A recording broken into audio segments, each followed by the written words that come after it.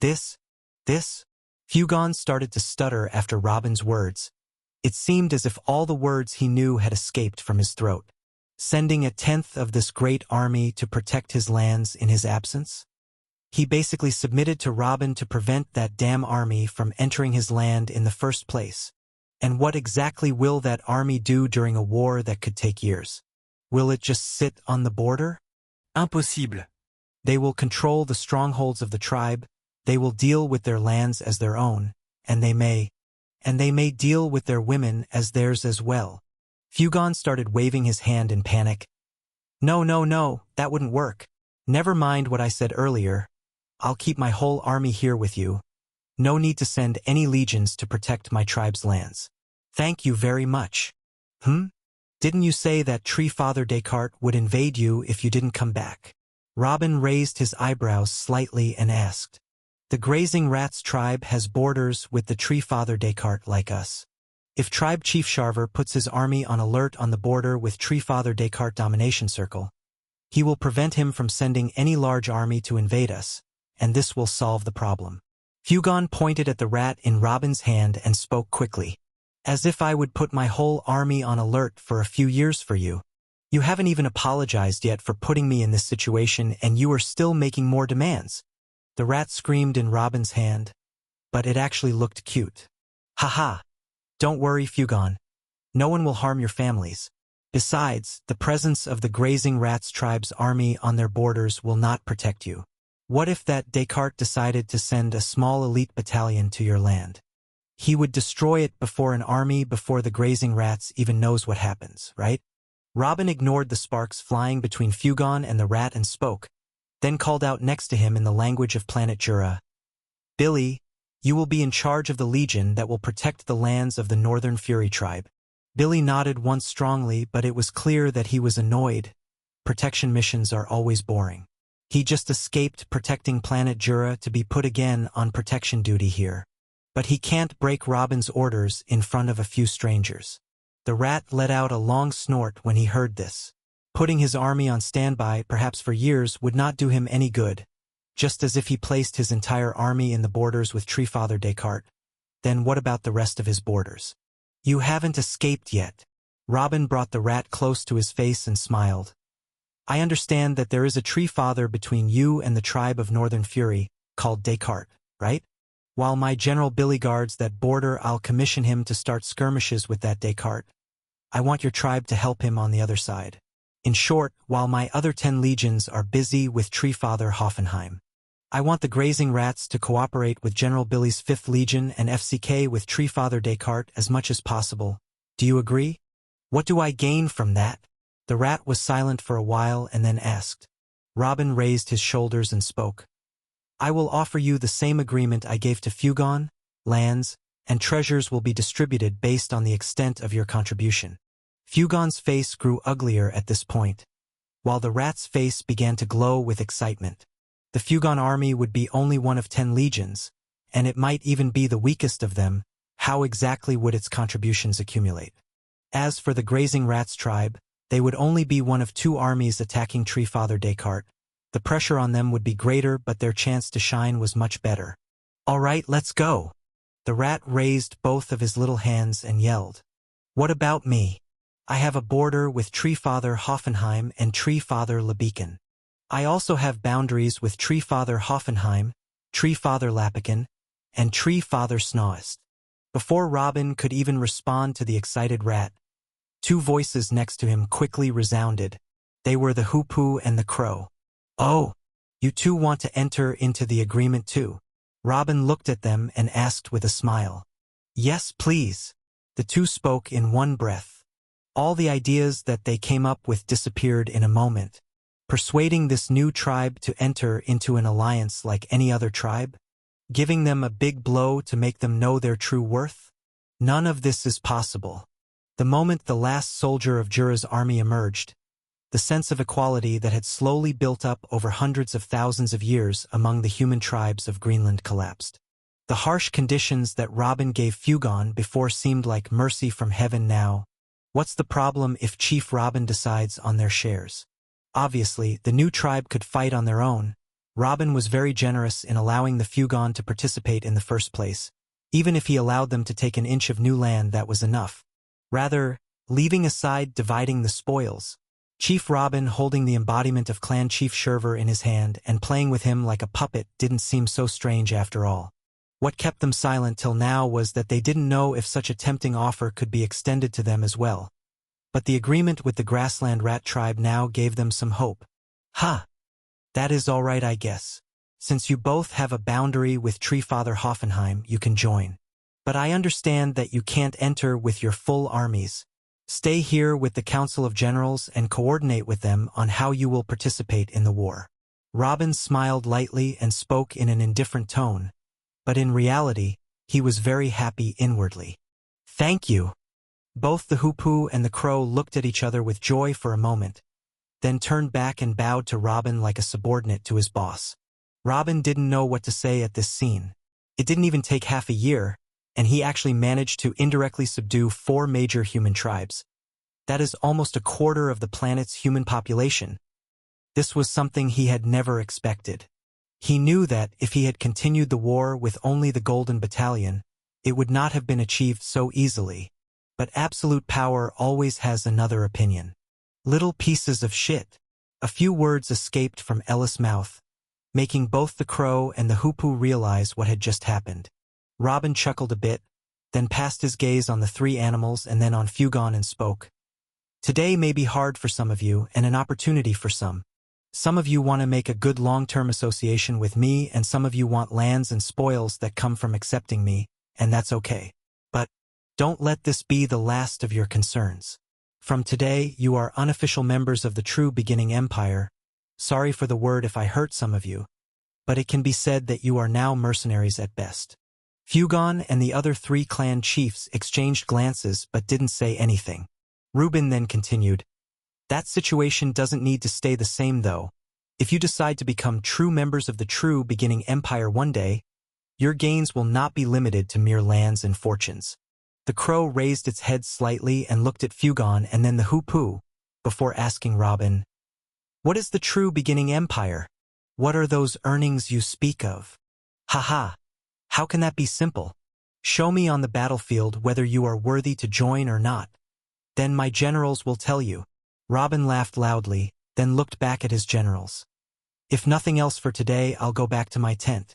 Morin, come with me. Wait! Caesar hurriedly gestured with both of his hands in front of Robin. Aren't you going to say something to the soldiers? You are their emperor.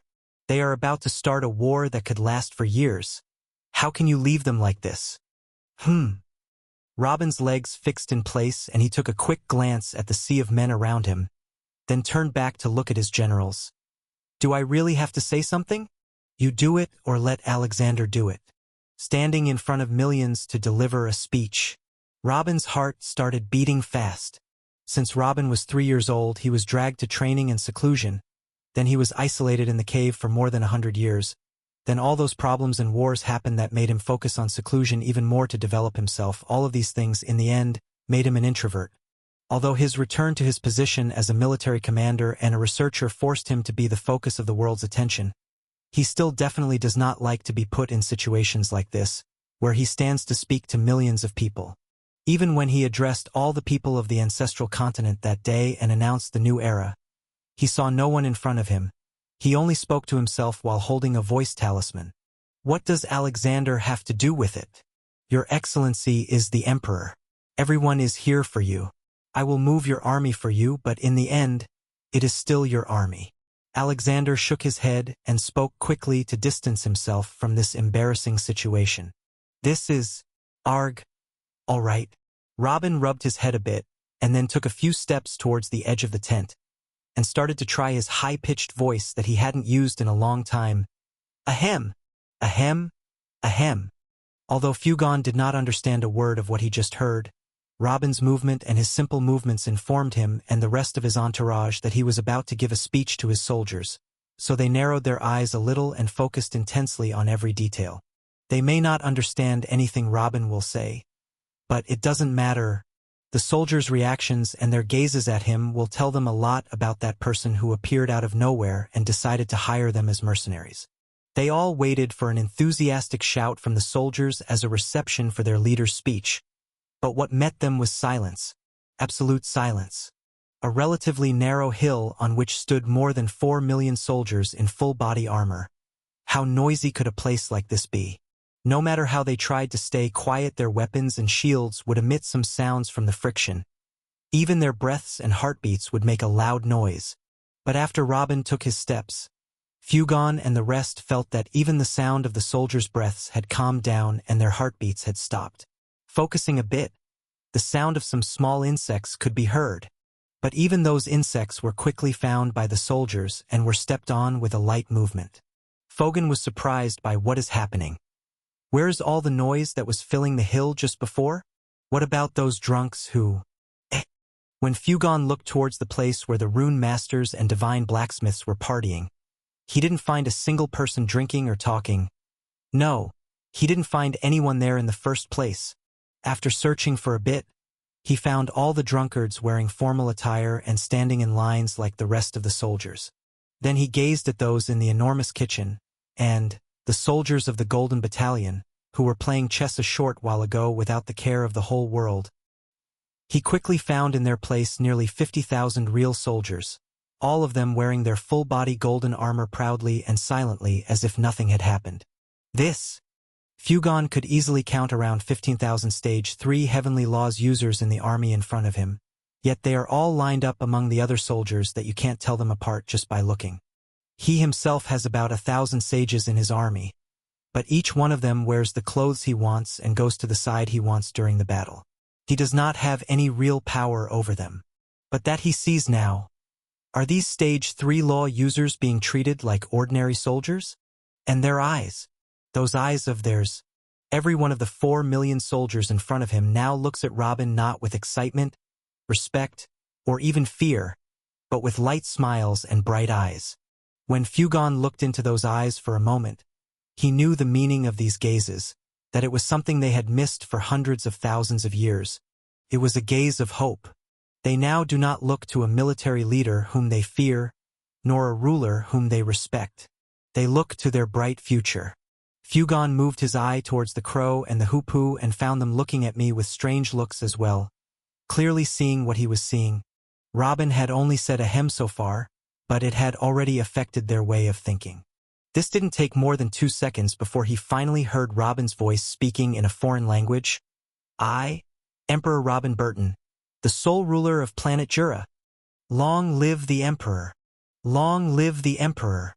Robin raised his hands smilingly to silence the crowd in front of him. A strong title, huh? But you know, I don't think I deserve it. My first war was because I wanted to avenge my son, Caesar, while the second was because I wanted to protect my family. And even my war against the 4 empires was out of revenge and to stop any such future incidents. I was never the emperor-conqueror guy you imagine me to be. I have been led by circumstances all my life. I ruled the planet Jura not because I wanted to rule the world, but because I was afraid of being ruled by someone else. Everyone remained in great silence waiting for Robin to continue, and indeed, sons and daughters of Jura, I have been selfish and wanted to direct the world according to my vision. I am not an emperor. I'm but just a man who does what he thinks is right. Will you forgive me for my selfishness? Not one of the soldiers said a word, but they raised their right foot and banged it into the ground with such force that the entire hill shook. The Northern Fury Tribe's army sitting in front of the metal wall found themselves rising 2 feet mid-air before descending again on their butts. Fugon was terrified for a moment by what was happening and thought he had activated the earthquake attack unknowingly. But he quickly controlled his nerve and noticed the features of the soldiers who looked a little angry, and some of them were even in tears, obviously. This kick was some kind of objection. Elizabeth and the rest of the generals started to look at each other apprehensively. Perhaps pressuring Robin to give a speech today wasn't a good idea. From among the shocked protesting army, a man in golden-colored full-body armor advanced, took off his helmet revealing his scarred face, then knelt on one foot, with one hand embracing the helmet and a hand touching the ground, then spoke in a loud voice. Your Excellency, your words are a heavenly law for us, but not this time. We asked us to forgive you. A few years ago, I was a useless person loitering in the alley bars of Fizi City in the Flame Continent to waste time until death remembered me. I had no purpose in life and nothing to be proud of except that I am a high-leveled saint. Today, I am a sage-level soldier fighting on another planet while wielding equipment my ancestors never dreamed they would touch. While my son back home is studying at an academy with the goal to become a famous divine blacksmith. You have brought us honor, strength, hope, unity, and a path. For what shall we forgive you exactly? Ha ha! The 4 million soldiers struck their weapons on their shields, declaring their agreement with the words of that sage. Your Majesty, if you united planet Jura because you wanted power, then we support you. If you united planet Jura for revenge, then we are on your side. And if you unite it because you were just bored, then we hope you enjoyed it. That sage continued, then stopped for a moment and a few drops of tears began to fall from his eyes. But if you are saying this to step down from your position and leave us alone after you have brought us to this position, then we really will not forgive you and we will not accept anyone else. You are the eternal emperor of planet Jura. From start to finish, Robin did not take his eyes off the person kneeling in front of him, but at that moment he looked around and lazily asked, "Do you all feel the same way? Ha ha ha." The cheering of the soldiers this time was so loud that Fugon had to raise both his hands and put them to his ear.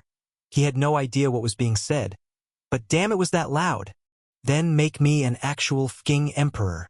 Robin raised his voice loudly, covering everyone.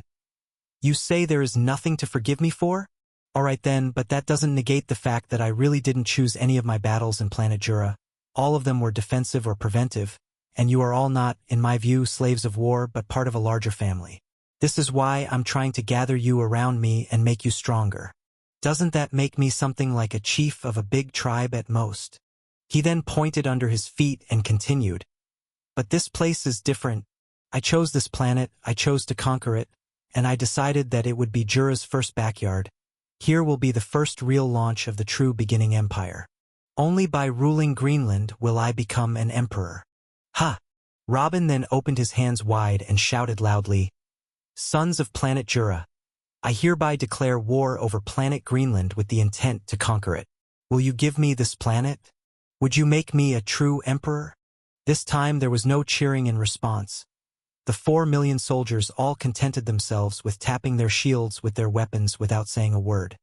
Fugon and the rest of the sages in his entourage involuntarily moved their hands toward their weapons as they were sweating. The sheer amount of killing intent of the 4 million law users seemed to change the laws around them. A sense of extreme danger gripped their hearts and made them take a step back even though it was not directed against them.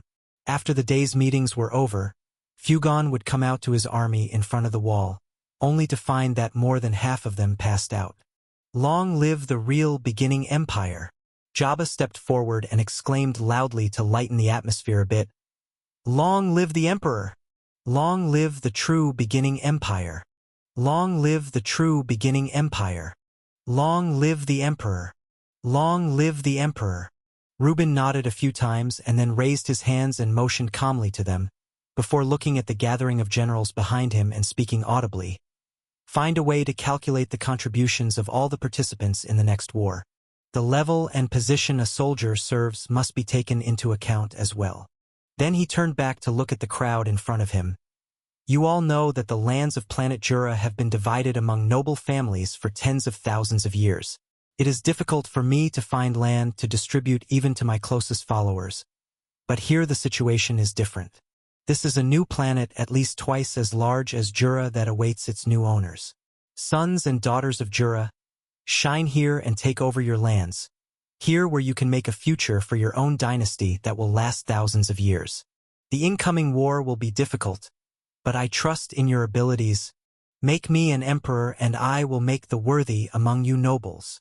Long live the true beginning empire. Long live the emperor. The cheering this time was not only with the intent of killing and firmness, but hope and happiness was apparent in the voices. Calculating contributions was a common thing in battles, where a few individuals were appointed to monitor important events, strong individual decisions, and immense individual killing numbers. The purpose of this is to choose the officers who will be promoted after the battle, to replenish those who are dead, and perhaps to monitor the best soldiers who specialize in killing in order to form special units. That's all. But out of all that Robin said just now, everyone focused on one phrase, which is, the level and position a soldier serves must be taken into account. This wouldn't be the usual contribution calculation. He also spoke of the lands. Contributions will not only be exchanged for promotions, but for privately owned plots of land. This is a pipe dream for most of those out there today. If contributions were to be counted by the number of killings, then no one would be so happy, only sages would control the list, but now the rune masters, divine blacksmiths, ordinary soldiers, and even the logistics officials would have a share of the contributions if they excelled at their job. This made even the dwarves and starlings coming from Nahari jump in celebration too. Who would refuse a piece of fertile land on another planet but a madman? Robin didn't add another word, just looking around for a few seconds, looking at the product of his handiwork over the past decades. Then he gave a satisfied smile and moved towards his tent, holding the fat rat in his hand, with Morin walking behind him. Inside Robin's tent. From the outside, the tent is an embodiment of the greatness of the Emperor of planet Jura. It has 6 solid walls inlaid with gold and energy stones, and a sage wearing the distinctive golden full-body armor standing right in front of each of the walls of the tent to prevent the approach of any danger or even any disturbance, and at the same time, they stand at a distance of a few meters from the tent to prevent their breath from disturbing their emperor. On the inside, however, it is the complete opposite, because no one dares to enter to clean the tent without Robin's request, and because Robin himself is preoccupied with what he is doing and forgets to give orders to clean it, the tent remained filled with a few leftovers of food, shredded papers, and used energy stones and pearls. Only his desk, where he conducts his research, and his bed, which he spends most of his time on while activating the soul-filling technique, he keeps them clean by himself. Robin entered the tent jumping over the trash on the ground until he reached his desk. Then he sat down and threw the rat on top of the desk, and returned to look at Morin standing in front of him, but he did not speak directly. Rather, he went back to look at his desk first for about a minute. It was clear to both Morin and the rat that Robin was trying to control his breathing and his heartbeat. That's why neither of them said a word.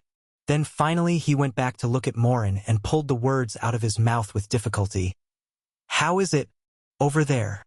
"Better than expected." Morin smiled innocently. "Our females' reproductive rates have increased remarkably. In fact, it can be said that they have never been higher in history, and the numbers of powerhouses in our army are increasing with every minute. I assure you that you will not regret this decision, my lord." "Kia!" The fat rat panicked and took 2 steps back until it almost fell off the desk. Morin's smile will be enough to give him nightmares for a few years. Even Robin didn't seem too pleased with Morin's response, tapping on the desk and wagging his foot involuntarily for about another minute. "Are there any humans there?" "No, my lord. There are only half-humans over there. And I do not mean with that branches that are close to humans like the dwarves and starlings, for example, but true half-humans far from the main branch, such as the creatures of the Repetlians, the Naga, and the Drators. Moon expexlaned. They all carry the primitive blood lineage suitable to empower us because of their human half. I can't deny that. But in the end, they're just bloodthirsty creatures who live at each other's throat all the time. We're just a new species in the food chain there." Robin nodded slightly upon hearing this. Reptilians are half humans and half lizards. Nagas are mythological creatures that are half humans and half snakes, while Drators are half humans and half spiders. These creatures exist on planet Nahari as well, but they are considered at the rock bottom of intelligent beings. They tend more to live on the beast side of their bloodline. All of them are dangerous, and bloodthirsty Nahari giants organize extermination campaigns for them from time to time that they are on the brink of extinction. But Morin's description of the demons as just a new race just like these things? This is laughable. But Robin didn't stop at that point. He just looked into the eyes of the Demon King for a few seconds, resolutely. "Morin, if you find any humans there, don't worry, my lord. We won't dare forget your orders. We will arrest them and then put them in safe camps until you issue your order on how to deal with them. But we really haven't found any human beings yet. Most probably they have already been exterminated by the half-humans." Morin shook his head gently. Robin finally seemed to give up.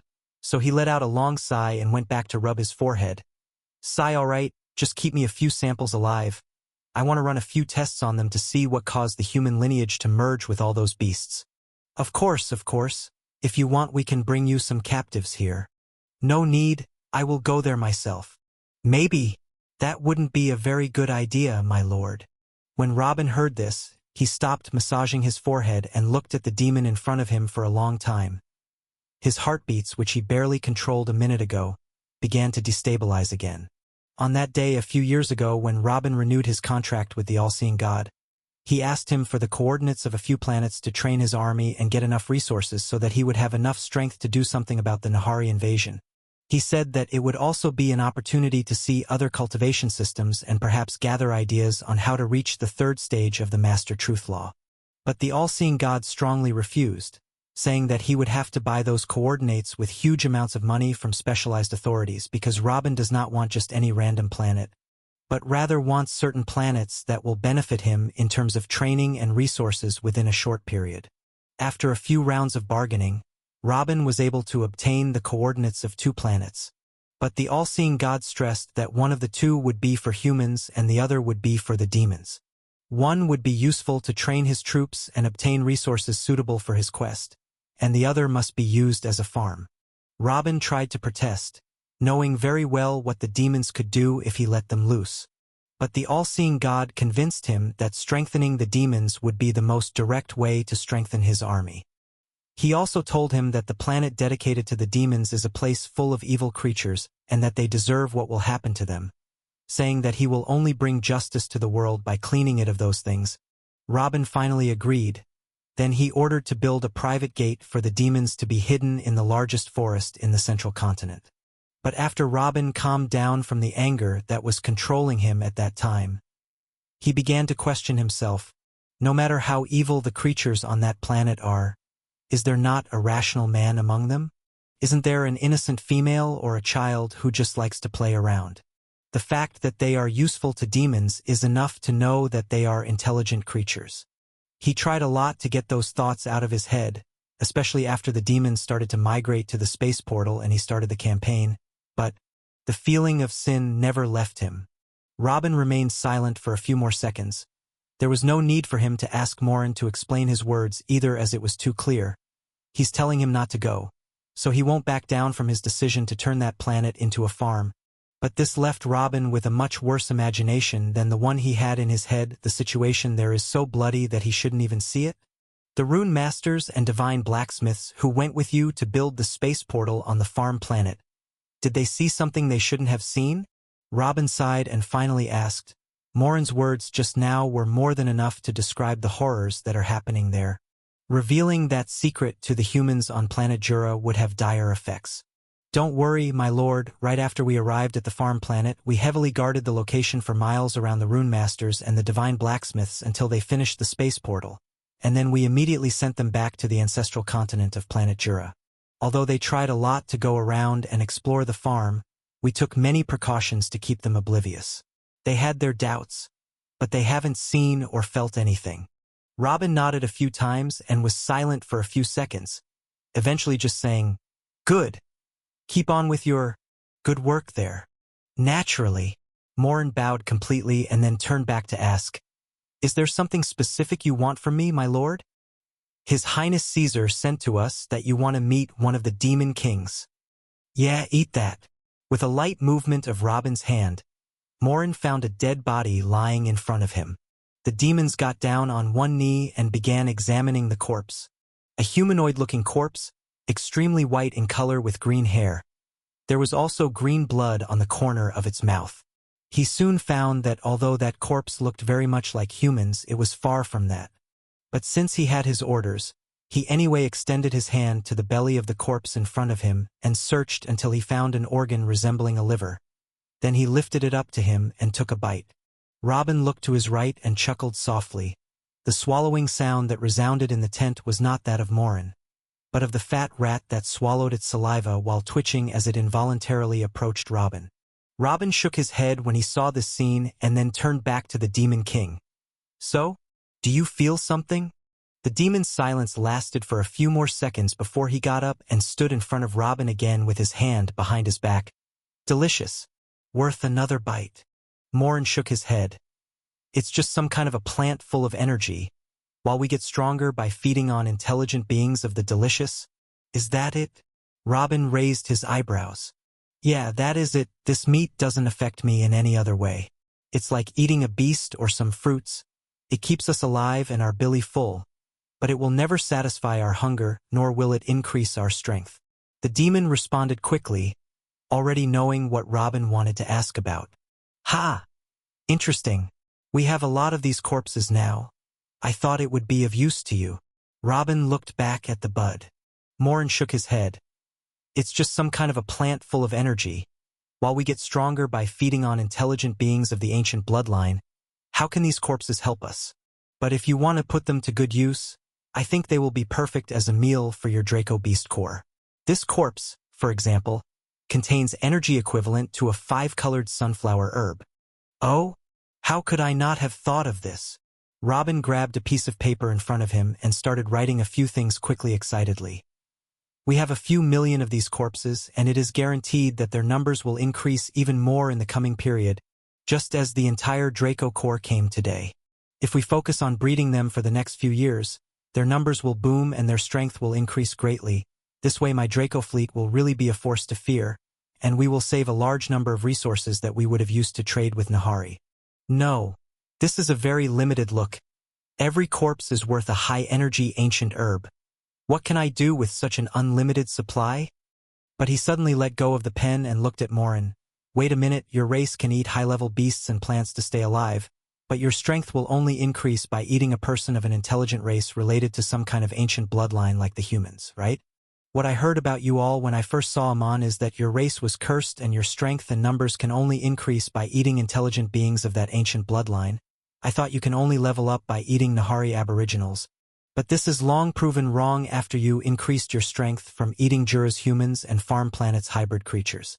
I thought to myself maybe an intelligent soul is what makes you stronger. After all, this is the main difference between intelligent beings and beasts, but this bud has the soul of a human named Amai Soy with a high level of intelligence, and yet his flesh does not affect you. Tell me, what exactly makes you stronger? I don't know about the matter of the curse, my lord, but I feel that it has something to do with the blood of the intelligent beings. Morin hesitated a bit. The blood itself? Robin furrowed his eyebrows slightly. Yeah, the blood. Blood. Morin hesitated slightly as his killing intent increased frighteningly. The rat let out a shriek and then jumped up to hide in Robin's sleeve. All right, let's change the subject. Robin motioned the demon to calm down.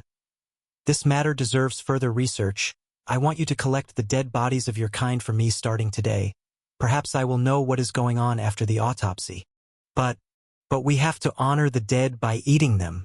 Morin was visibly moved. This is one of the greatest traditions. Eating them? I will hand them over to you after I finish the autopsy, and I also don't want much, just 50 corpses will suffice. Try to get me the corpses of individuals of different levels of strength as well. Yes, my lord. Morin hesitated for a moment and then nodded. Good, you can go back now. Robin shifted from his seat to face the desk and motioned for Morin to exit. But the demon didn't come out immediately. My lord, we have a small request. Robin looked back at him. Can we bring our families from planet Nahari? Please. Morin bowed completely. Robin frowned at the question. When the war on planet Jura began a few years ago, Robin brought tens of thousands of demons with him, all of them with at least a knight's strength and all of them were real warriors, and then the standoff occurred with Nahari Union sect, and the demons were unable to return nor were they able to summon their families. They remained in their places and started forming new families, and within a few years the tens of thousands turned into more than 500,000.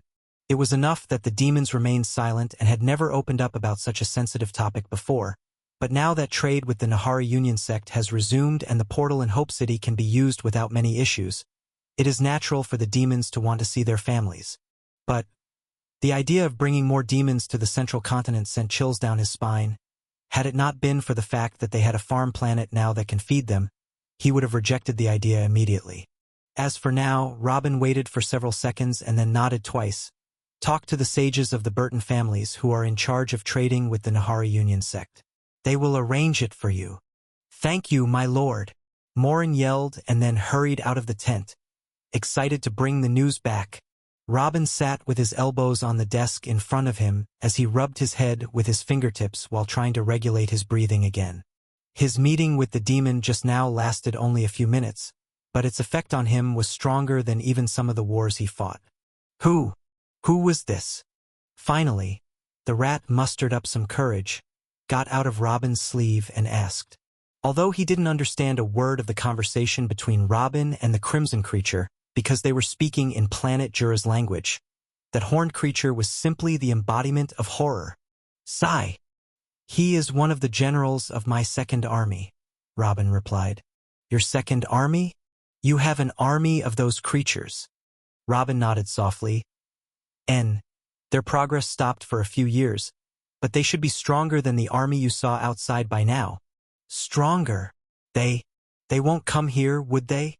The rat started to stutter when he heard Robin's words, but he finally managed to finish his question. Robin shook his head. No, I sent them to another place.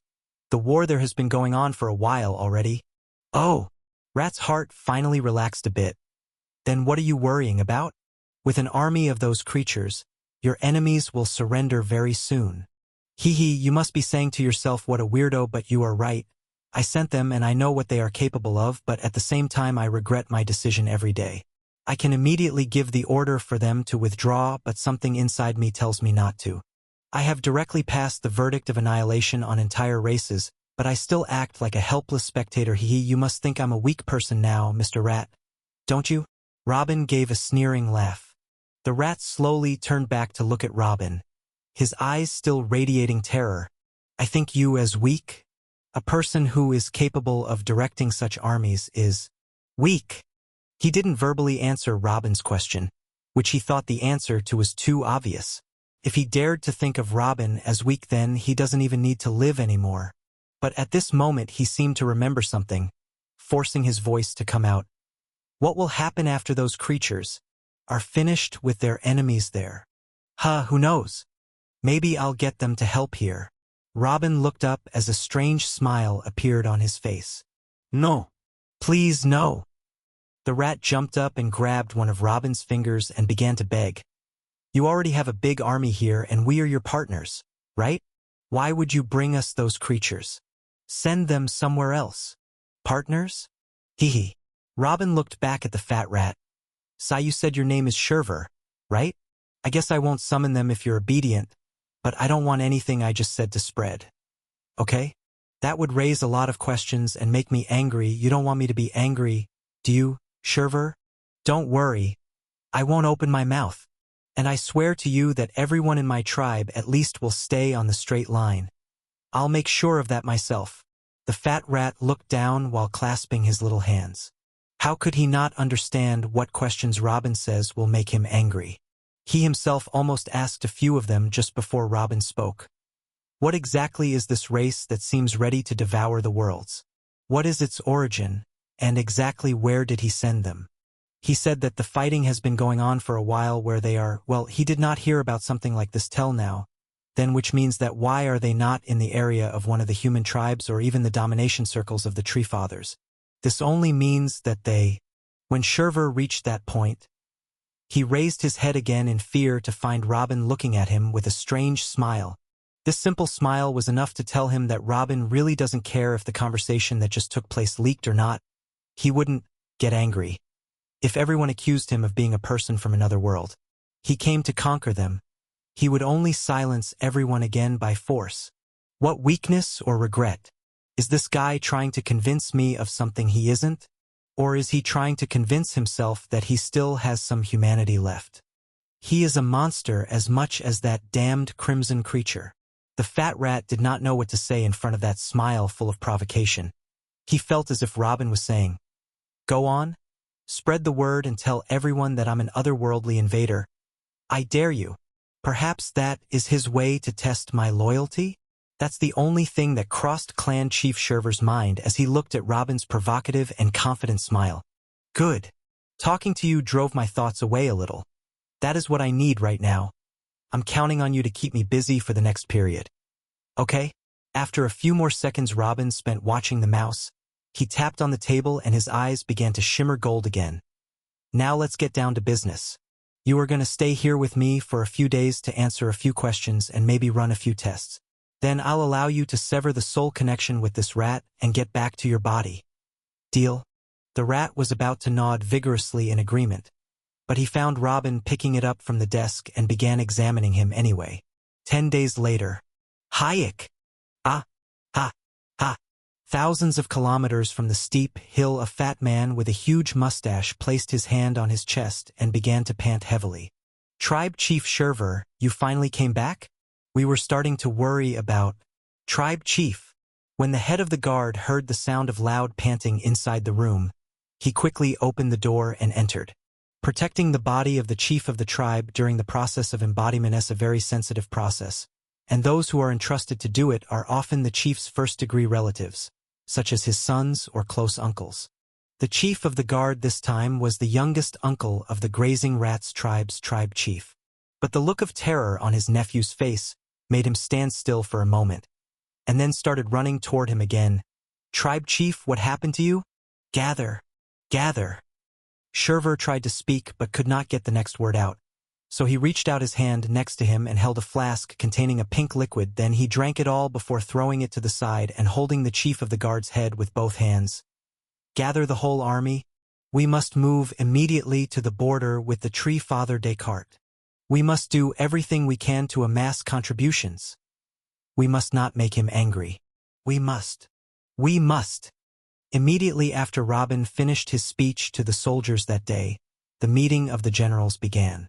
A long, exhausting meeting that lasted more than 2 hours, each trying to choose his ideal army from his point of view. For example, the number of wind troops in relation to the flame troops, the number of sages in each legion, and the type of heavenly law they use, how to divide the Golden Battalion between them, and even the amount of supplies they need, and determining the path he would take according to the points set by Robin.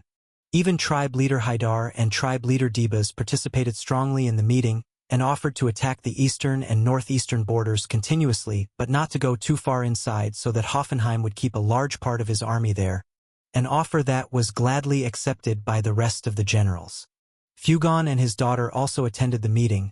At first they acted very cautiously, as if they were cats in a cage that contained dozens of lions, but after the first hour, Ellis participated strongly in determining their own path as well, while her father kept moving his eyes from person to person to try to understand the personalities of the individuals he will deal with during the coming period. After the meeting, the generals needed another 2 hours for their legions to be practically formed, and then another hour for the march to begin. As Robin commanded, before the sunset on the same day, the 11th Legion Northern Wrath Tribe's complete army moved out from the front of the metal wall to start its course, and behind it the other 10 legions set out one after the other. Only General Billy's 5th Legion took a completely different route as he headed towards the west in order to start the protection mission that was entrusted to him. Contrary to expectations, the days did not go by as slowly as they did in the first few months of Robin and the Golden Battalion's arrival in Greenland.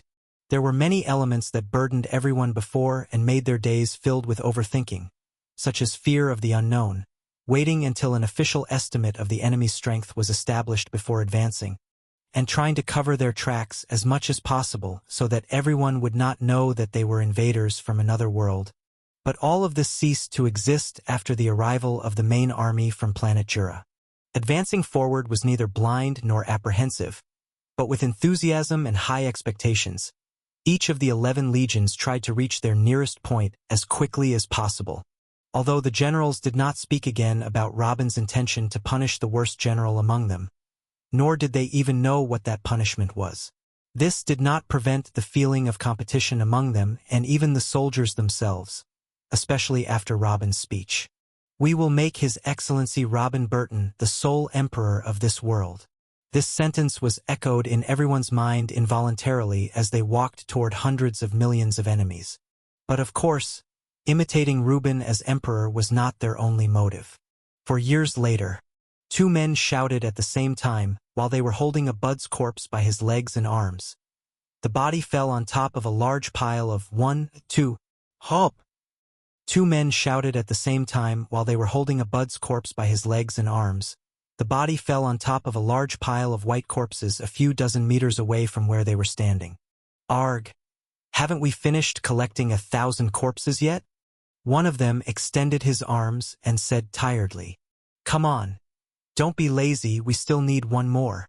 The other soldier started moving his head left and right until his neck made a cracking sound. Then he started walking towards the nearest bud's corpse. This bud was killed by a quick sword strike. His body is still intact and his guts are still inside. It is valid. All right, let's get this done. The other soldier walked behind him heavily as he grabbed the bud's feet. 1, 2, hop. Ha! Finally. The second soldier yelled and his body fell backward.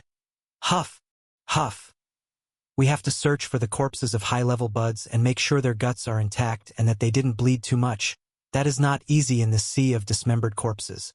I can't believe I'm doing all this for a price of just 5 points for each of us. The other soldier sat in his place as well.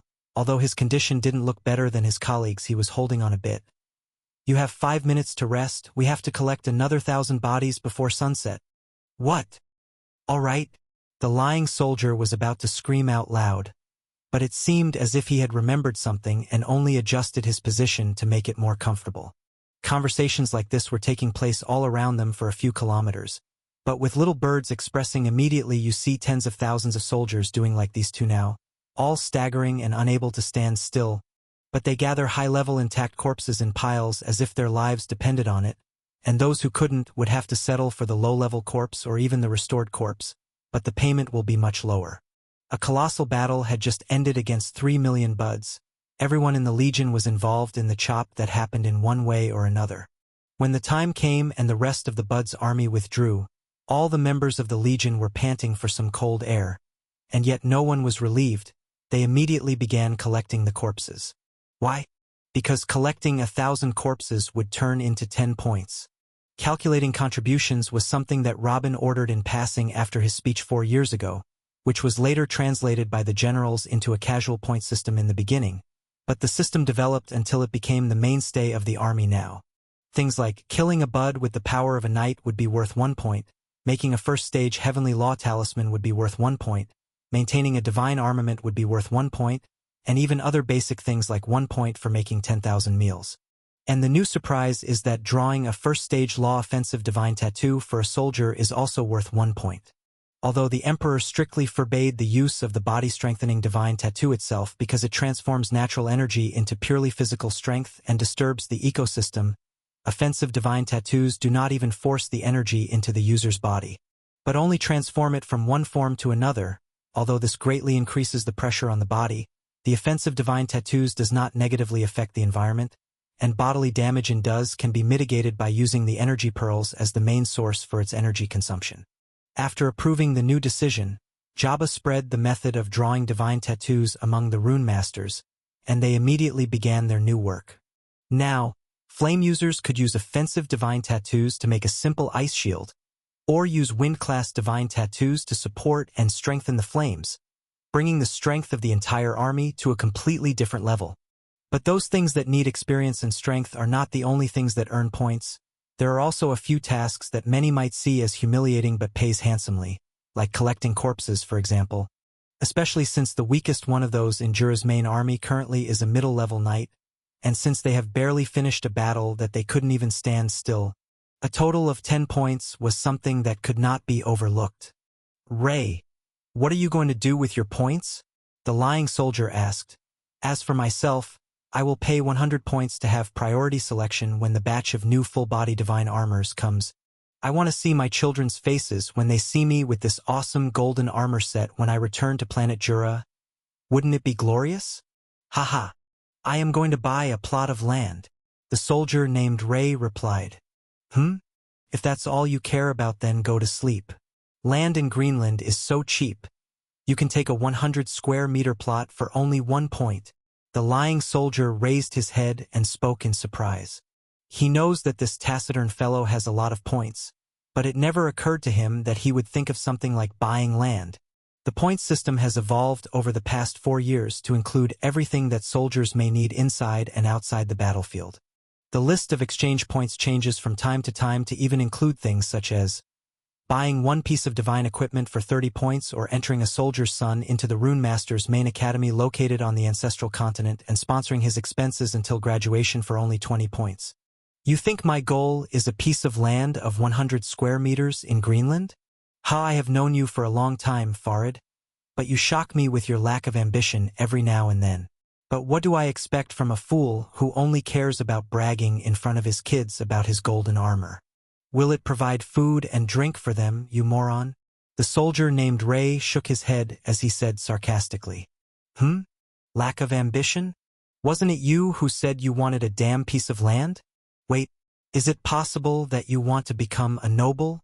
Farid raised his head slightly and said in a surprised and skeptical tone at the same time. Planet Greenland. It is the aspiration and hope of all those born in the commoners of Jura. Why? Because they did not own a piece of land in their lives. The land distribution system in planet Jura as a whole depends on the distribution of nobles and not private property. For example, the Baron owns at least 10,000 square kilometers of land, and whoever wants to live in this space will be an unofficial follower of that Baron. Of course, a Baron family wouldn't be able to use all those lands by themselves, so they accept some commoners and give them plots of land to cultivate, whether by mining or farming it. But the thing is, most of the income of that land will be handed to the Baron family as taxes, and even the houses of those commoners can be destroyed and be thrown again into the street at any moment, as they are closer to tenants without rights. This, of course, besides that he would have to join the army in the event of an attack on those lands even though he owns nothing in it. Sometimes it happened that armed groups seized empty plots of land belonging to the nobles and declared that it had become theirs, only small plots of land suitable for agriculture and feeding the group. But whoever dared to do something like this met immediate annihilation at the hands of the nobles. Even the largest and richest of merchants can't escape this if they were commoners. Any noble can confiscate everything they own at any moment as long as he has sufficient reason. For this reason alone, the commoner will always remain the commoner. There are a few cases in which a family of commoners was able to peel off a piece of land for themselves and became nobles, but every time this happened it was in a time of strong turmoil and wars, like those that took place thousands of years ago and enabled the Burton family to able to turn into a noble family. As for here, the situation is different. When it was announced that lands from Greenland would be given away to anyone that is ready to pay points for it, everyone went crazy, especially since the 100 square meters cost only 1 point, which means that only 10 points are enough to buy an area of land by establishing a small farm. Everyone in the army now who is not a noble one has already exchanged points or is thinking of exchanging points to take possession of a piece of land to be his own, even if he doesn't really need it, just to experience the feeling of ownership for the first time, and also to give his children something tangible to inherit. It is true that the lands have not been distributed yet, and that whoever makes the exchange is handed only a document stating that he owns a piece of land of such and such size. But everyone understands that this is in order to study all requests and make a rational distribution at the end of the war. It would be strange for someone to buy 100 square meters, for example, and try to buy another piece of land if he had more points, only to find that the land next to him has already been taken. And the generals refused to give the land to the ordinary soldiers blindly or far apart from each other, as none of the really powerful individuals would be able to find an intact large piece of land to establish his borders as a noble. This is why the distribution hadn't happened yet. Of course, most of those in the army today could only carve out a small piece of land to build a house or a few acres for farming at the maximum, but not a single one of them dared to think of accumulating enough land to be a noble. 10,000 square kilometers to become a baron. If the price is 1 point per 100 square meters, doesn't this mean that they need 100,000 points to buy a plot of land sufficient for a barony? Only the 10 generals can think of it. Ray looked at his owner disdainfully. Are you only looking at your feet? Suppose I want to become an independent noble. Is that too difficult? Impossible. Are you collecting enough for Baron's land? It's clear the system is made to serve high earners. Little fish like us don't have a chance. Come and pee on my grave if you can do it even after 1,000 years, haha. Fred laughed loudly and went back to resting his head on the ground again. Idiot! Who said you have to do it alone? They are not called noble families for no reason. All those noble families in our motherland fought together until they took the land and then appointed one of them to be the front of the family. Farid raised his head slightly. You mean? Humph. Do you know the Maserati family? They are participating in this war with more than 5,000 knights and dozens of saints. And they are now all concentrating their daily points on buying bordering lands.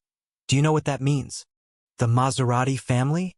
The affiliated family from the ice continent. Fred twitched as if he had been bitten by a snake. Those peasants who ran after the Frost family's cows day and night are planning to own shit now? 5,000 knights and dozens of saints. At this rate, a barony is not too far away. Damn it. Why are we resting then? Come on. Let's get ready to collect those damned corpses. I'll try to convince the bastards of my family of this idea. Fred jumped up and took a few steps before suddenly standing up and looking at his friend again. Wait, you don't have any family, you are an orphan? A few years ago, your main source of food was rubbish. If you hadn't received the Emperor's favor, you would be dead now. Why would you seek to be a noble? This is illogical. Who said anything about me wanting to be a nobleman in Greenland? Ray shrugged his shoulders, then stood up and dusted himself off. You!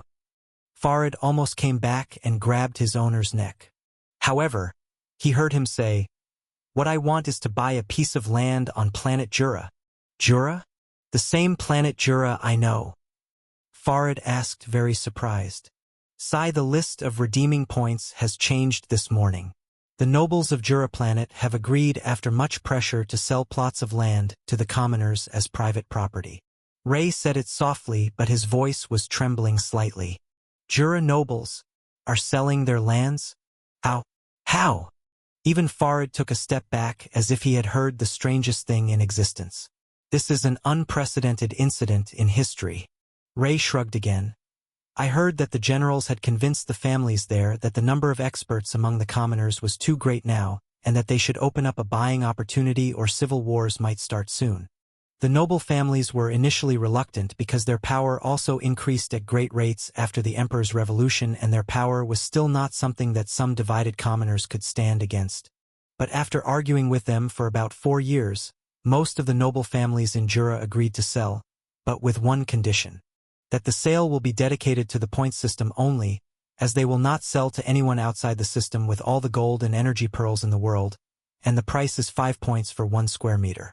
5 points for 1 meter? That! Farid spoke, his body trembling. Ray shook his head slightly and began to stretch out to complete the work. We could work for years with all our might before we can gather enough land to set up the smallest house. Is that what you're thinking?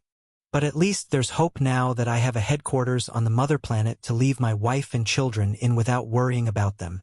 In addition to that, This is awesome! Farid shouted at the top of his lung and ran pulsing into a nearby pile of corpses. When Ray saw this, he stopped stretching for a moment and smiled, then went to search with his owner. He knew now that he didn't have to justify his decision in the first place. Any piece of land on planet Jura would be worth its weight in gold in the eyes of the commoners. Even if they only took half a meter worth of land, they would use it as a grave. At the same time, tens of thousands of kilometers away. Damn it! The left flank needs reinforcements. Why aren't those bastards just retreat already? They think they can beat us? Just die, damn plant. Fugon stood on top of the unicorns of his army with his hands folded as he watched the situation in front of him silently. A situation that has not changed much in the last 4 years. Something he sees every day and even dreams about it if he falls asleep. It's war. Before this world knew Robin, fallout wars were so infrequent that they occurred every few hundred years. And when each war breaks, either a small piece of land is cut off from the Tree Father, or a human tribe is exterminated. But not anymore. Ellis, lead your beast corps and break through to the right flank. The brown old man spoke in a low voice. Not the left flank? The girl pointed towards her left as if she was trying to alert him to obvious. Fugon shook his head but replied patiently. The left flank can hold out for another hour before it collapses completely, while we have the upper hand on the right flank. If you break through cleanly and turn around to strike the enemies on the left flank from behind, victory will be ours. Oh, all right then. The girl jumped over the head of a huge rhinoceros, then quickly gathered thousands of large felines and reptiles and attacked the right flank directly. Fugon remained silent upon seeing the battlefield starting on the right side. The battle is already over in his eyes. During the past 4 years, battles against the buds took place more often than he fell asleep. The experience he gathered in fighting those creatures could very well equal all the experiences of his ancestors combined. Mohimbi, how are our losses today? After a few seconds, he looked toward one of the sages beside him and asked. A person holding a thick book took a step. 16,000 foot soldiers and 400 law users, clan chief. Fugon clenched his right hand so hard that it made cracking sounds. So our total losses are already over 400,000 clansmen, right? That sage did not know what to say, so he went silent. For 100,000 infantrymen and thousands of law users. If these numbers took place in a previous war, it would have forced them to retreat and recuperate for a few hundred years, but they are forced to advance again after the end of today's battle. How far is the distance between us and the nearest legion? 1,560 kilometers, clan chief. The sage replied in a low voice. 1,000 and what? Fugon finally snapped. The 7th Corps has gone another 100 kilometers into the depth of the domination circle again today? Damn it! We have to go 300 kilometers today at least. Isn't that good, Uncle Fugon? Another sage asked. The 10 legions were distributed in the form of a circle, with the center of it being the position of Treefather Hoffenheim, and after each legion was in its position, we began advancing towards the center together. It is true that the rest of the legions consider it as a kind of race and try to advance on a daily basis, but this is none of our business. Why should we imitate them? Then he continued, secondly, all these losses occurred while we are technically sheltering with the 2 legions on our right and left since they are racing to kill the enemies ahead. Then what will happen if we advance further to be closer to them? I say let them. And when the 7th Legion advances on our right and the 8th Legion on our left for a certain distance, they will completely block the road in front of us and even defend us unintentionally. I suggest we slow down more and stay in the background. We have lost a lot of our brothers already and there is no need to lose more. If they want their glory, then let them have it. Idiot! Why did we join this fight in the first place?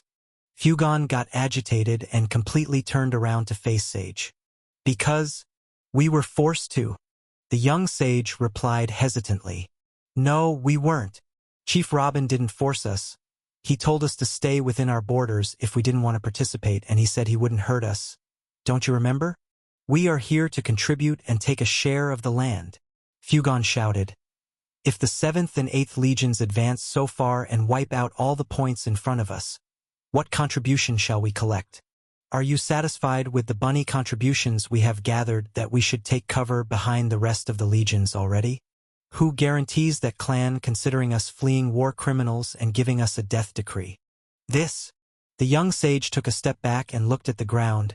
Chief Robin will not cancel all our contributions because we are clearly slowing down, or even angering him to the point of considering us fleeing war criminals and giving us a death decree.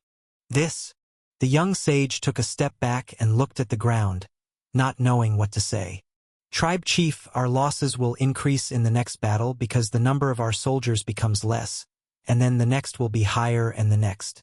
If we continue on this curve, we will soon lose our entire army, and we will be up for grabs for anyone even if we collect a lot of land with our contributions. If you do not want to stop and rely on the 7th and 8th legions, then please ask for support from the headquarters. If not support soldiers, then they at least have to support us with divine weapons and those things called talismans. This will greatly reduce our losses. Aren't we participating in this war just like them? We even shed more blood than them. So how can they treat us like this? Fugon let out a big sigh. Didn't you hear Clan Chief Robin that day? He says we have to prove ourselves first if we want to talk about anything related to that true beginning empire. We are just mercenaries in their eyes. We have to complete our mission on our own to take the prize. That's how it works. We can't even talk about the true beginning empire with any of the generals, so how can we make use of what they have? In fact, I tried to contact this woman called Elizabeth. Perhaps she could help us with anything, but she refused categorically, saying that we have to join the empire first if we want any kind of support. Then he continued, To put it simply, we have to join the Empire voluntarily if we want to survive the war, but to join we have to prove ourselves. And to prove ourselves we have to keep up with the rest of the legions, and that means losing most of our army. He wants us to prove our loyalty with our blood. But we don't want to join anything in the first place. But if we don't join them, we will die. But most of us will die anyway before they agree to allow us to join them. The handful of sages standing on top of the rhinoceros head were all horrified. This was the first time they had thought about the whole issue without worrying about each battle individually. Fugon didn't know whether this panic would result in his fortitude and wisdom or further destroy the bonds of the army. But he didn't care anymore. He had to wake them up from their dreams by now. So he turned around again and went back to follow the battle to see its final moments. According to his expectation, Ellis will have penetrated the right flank and started to gnaw the left flank from behind by now. Victory and the Buds' army will disperse at any moment. But he saw something strange other than that. All the blank-eyed Buds hovering above the army of Buds stopped attacking and looked around at the ensuing carnage with cold, emotionless features. Then they all nodded at the same time and let out a long sigh as if they had decided something. Then they all flew away, abandoning the battle. He didn't know why, but instead of rejoicing at the retreating enemy, Fugon's blood cooled in his veins when he saw this scene. Planet Greenland, unknown location. There is nothing here in sight but darkness. No wind, no little birdsong, nothing at all. At this moment, a luminous ball appeared. That bastard. I can't believe Hoffenheim brought us here again. I haven't been able to sleep for even 1 year since the last time. What does he want now? I suggest we remove him from the council temporarily. A few more balls began to appear successively, forming a ring as they directly engaged in dialogue without introductions. In the blink of an eye, the place that was ruled by blackness was now illuminated by the light of 6 huge orbs of close size. Oh, have I disturbed your lordships? Good. For this time I will accept no refusal. Finally, a 7th orb appeared that caught everyone's attention. Send me support immediately. This is not a request. That orb was noticeably smaller compared to the rest. Basically, no comparison since it was roughly 10% the size of any one of the other 6. Those were the manifestations of the souls of the 7 Tree Fathers. Hee hee. I'm still not used to your new look, Hoffenheim. A laughing sound emitted from one of the 6 orbs. Those were the manifestations of the souls of the 7 Tree Fathers. Laugh. Laugh as much as you like. If those people landed in your dominance, I would have been the one laughing right now. The small orb made no expression, but its vibrations clearly indicated anger. Landed? Humph, that old thing still wants to give the impression that they are from another world to make us send reinforcements now and ignore the agreement. But they are, Hoffenheim yelled. From where do you all think they appeared of a sudden? Have they been hiding under the ground of one of the human tribes for so long? Can't you all see through this basic truth? Hoffenheim, just say what you have to say. And watch what you say, because if you bring us together to ask for help again without a valid reason that makes us break the agreement, then I'm afraid we'll have to punish you. You know about our need for sleep and how much your nonsense irritates us. What? Because you haven't been able to sleep for years. You want to disturb us too, so we don't get ahead of you in the refining process. The largest spirit ball has spoken. Why did you bring the refinement into the matter? Are you saying that a few years will affect the process that has been going on for more than 200 years? What a joke. If you want a reason to punish me, find another one. Hoffenheim shouted and then returned to look at everyone. I have lost 30% of the western part of my domination circle, and now a complete siege is being placed around me, and they are approaching me day after day from all directions. If the situation continues as it is, I will only manage to survive a few more years, and the damage that will befall me will be irreversible. So, Hoffenheim, we are not the best of friends, my dear. It is just that we have an agreement to finish off the rest of the creatures before we return to slaughter each other. But that agreement says that we only have to save the Tree Father in distress when 90% of all his forces are destroyed. Why should we help you before the condition is fulfilled? If you cannot defend your land, leave it to someone who can. Give me a quarter of your lands, and I will send my army to help defend against that invader for sure, haha. I, Florus, agree with the rest. When the attack occurred against me a while ago and I asked for help, I received support after 93% of my forces were destroyed and most of my lands were invaded, and even after having to use a wizard. And everyone who participated in supporting me took parts of my land until they left me owning something like a farm, and now after about 190,000 years of war, I am still the least of you in whether lands or strength of the army because of that war. Why should I help you to preserve your forces and lands? I support enforcing sanctions on Hoffenheim. You all are waiting for me to be weakened to plunder my land? How will I regain the strength of my soul, and how can I still support the refinement process without my lands? And if I stay like this, you lot will finish me off sooner or later. What disturbance? Say you simply want to kill me. Tree Father Hoffenheim shouted back. My buds are crumbling and my lightning bolts are useless because the enemy doesn't fly. I can't stop that army without using the wizards. Do you think I'll wait until they take all my land and kill all my buds before I do something? In your dreams. This is the third time he asked for support from the other Tree Fathers, but there was no response in each. The first time was 4 years ago when the true beginning Empire's full army first set foot on the planet. Then he asked for a meeting to explain that it was an army that came from another world and that it wanted immediate support since it was fighting on behalf of the whole world.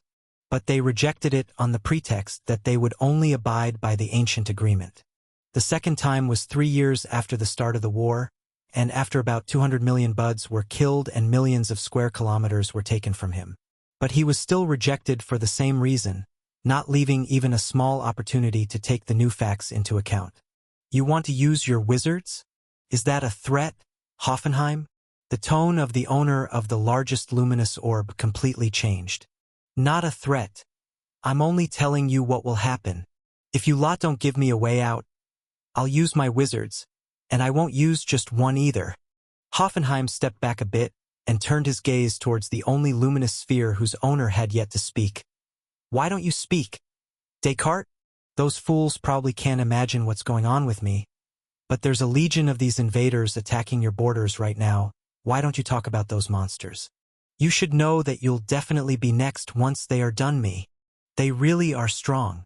The owner of that luminous sphere spoke. Though they have not penetrated into my domination circle, they advance steadily and build trenches and cut down my roots on a weekly basis. They already took about 5% of my domination circle. 5% in 4 years? That doesn't sound so bad, commented the owner of one of the other glowing orbs. He fights 1 legion while I fight 9 of them, plus the full forces of the Northern Fury, Plains, and Nightbird's tribes. Hoffenheim shouted at the top of his voice, not sure if the Tree Fathers here became stupid or just acting this way. But he did not find a reaction, not even a voice of objection. Even Tree Father Descartes went silent. Hoffenheim seemed to understand something and spoke slowly. So it is like this. You agreed to eliminate me. Huh? It's time to have 6 Tree Fathers instead of 7? When he didn't hear an answer again, he started laughing hysterically. Ha ha ha, you idiots. Do you think I'll be killed before all my fangs and claws are broken? Don't you want help? All right then, I have one more way to try. If it doesn't work, then let the wizards be released. Hoffenheim, wait! The other 6 orbs shouted in one breath. But the smaller ball among them was gone. Inside the imperial tent on the steep hill, the floor of the tent began to crack as the trash everywhere began to be thrown left and right, while roots emerged from under the ground and began to be formed to take on a shape resembling buds. After a few seconds, that rooted bud looked around until he found a human sitting on the bed in a meditation position. So he turned his whole body towards him and took 2 steps. We need to talk, human. We need to talk.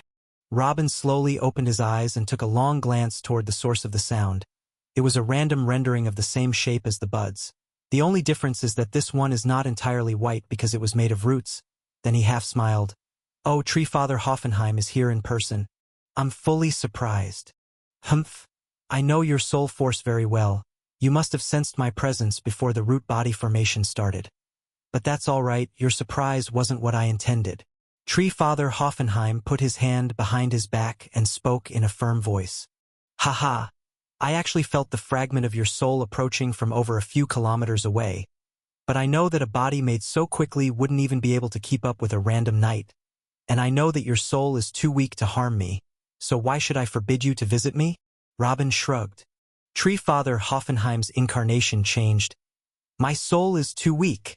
Compared to whom? Wake up from your dreams. Boy, I know you feel happy after that suicidal move, and you have the right to feel that way. You can brag for the rest of your insignificant life that you managed to inflict such damage on me. Then he added, It's my fault because I couldn't predict what you would do. But how can I expect when I don't know how you learned a technique to transform soul force into destructive power like that? Even I can't do it. But it's all right, you had your share of injuries as well. Your soul force must be weaker than mine as well. After all, the explosion happened within your soul domain, not mine. I must even say that the fact that you are still alive amazes me. Oh? Let's test this out. Robin said the least he can, and then waves of invisible energy rushed out from Robin's body like the waves of the sea. Everything inside the tent started to shake, and anything made of glass started to crack.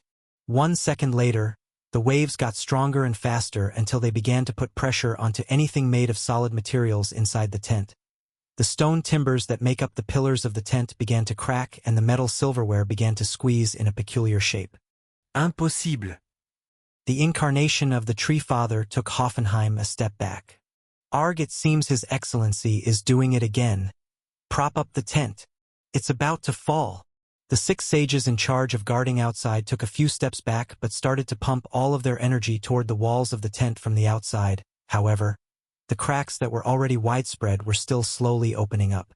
No. Boom! The 6 elder sages sent flying outside for more than 10 meters before they settled back on their feet. Although none of them fell to the ground, nor did they appear to be injured. Their pale faces and sweaty hands were sufficient proof of what they faced now. Heh! His Excellency's soul force has increased again, a sage said with a smile as he placed his hand on his heart to try to regulate his impulses, then shouted towards the west, Hoy! Have a few blacksmiths to come to repair the imperial tent. Then he turned back to look at the emperor's tent with some fear. The roof of the tent and 2 of the walls were blasted away by that moment. There is no need. A quiet voice came from inside the tent. I have company here at the moment. When I finish, I will ask you to come and fix it. You all can step back for now. Yes, Your Excellency. The sages bowed and jumped away at the same time. Inside the tent, Robin looked around with a satisfied smile, impressed with the effect of what had just happened, then turned back to look at the incarnation of Tree Father Hoffenheim before him. The embodiment looked terrified as he took a step forward and extended his right arm towards him, perhaps to try to stop Robin's last soul wave. But after that last soul wave took place, the Tree Father embodiment did not move, or in other words, he could no longer move. The embodiment of Tree Father Hoffenheim now became just a shell without a soul to move it. A slight energy started rushing from beneath the ground once more into the Tree Father's embodiment before it finally started to move again and shouted, Why did you suddenly do that? You crazy bastard! Your whole soul healed you? No. I got even then looked at Hoffenheim with a confident look. Of course I got stronger. It's been 4 years already. What? Does the injury still stronger? Ha. Consider this your punishment for coming without permission. Robin laughed out loud, satisfied with what he heard, then looked at Hoffenheim with a confident look. Of course I got stronger. It's been 4 years already. What? Does the injury still affect you? The Tree Father didn't know what to say. 4 years? What is 4 years for a soul injury? Although he had not had a chance during the past years to treat himself, this would not have made any difference, as it was estimated that he would need a few hundred years to regain his pre-accident level. What difference would 4 years make? After more than a full minute, Tree Father Hoffenheim had barely calmed himself down and looked at Robin with a complicated look. I have lived for more than 500,000 years, 300,000 years of them as an ancient Trent creature in which I understood everything related to life, plants, and earth, and another 200,000 years I devoted to researching the affairs of the soul. Yet you, with no more than 200 years of age, reached the same strength as my soul before my injury. Is there any justice in this world? Robin raised his eyebrows upon hearing this. Tree Father Hoffenheim had lived for 300,000 years before the energy cultivation era even began. And now that he has reached this strength with energy training, how old is his average life? Millions of years?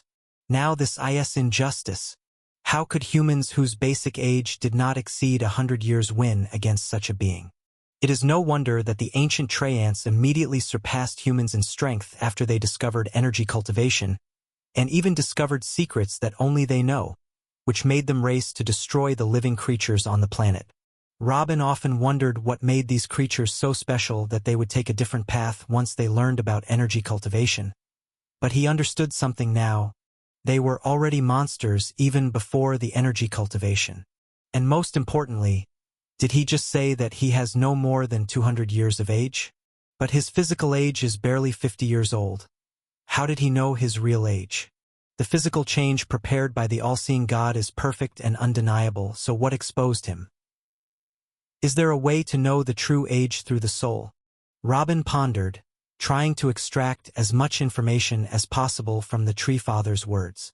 Only after a few seconds did he heave his cracked bed, then went and put on a clean robe and sat down on his office chair. Okay, enough with the introductions. What do you want from me? Who exactly are you and what are you doing in our world? Why are you attacking my domination circle? And if the land is all you want, haven't you had enough? What are you still pushing for? At Robin's request to speak frankly, the Tree Father wasted no time. You already know the answers to your questions, aren't you? I'm well aware that you can spy on any region in your domination circle. You should have heard enough from my soldiers. The fact that you knew I was the Emperor, knew my whereabouts, and came directly to me is sufficient proof of this, so there is no need to answer what you already know. But let's talk more about the important part, the issue of land. You tell me, Mr. Tree, who might get enough of more lands? Robin shook his head and smiled. Even greed must have limits. Stop attacking my domination circle and I will forget the past. There is no need for the situation to develop further. It will not be in the interest of either of us. Tree Father Hoffenheim got straight into the matter. Honestly, I expected this discussion to take place about a year or two ago. Your patience is really commendable.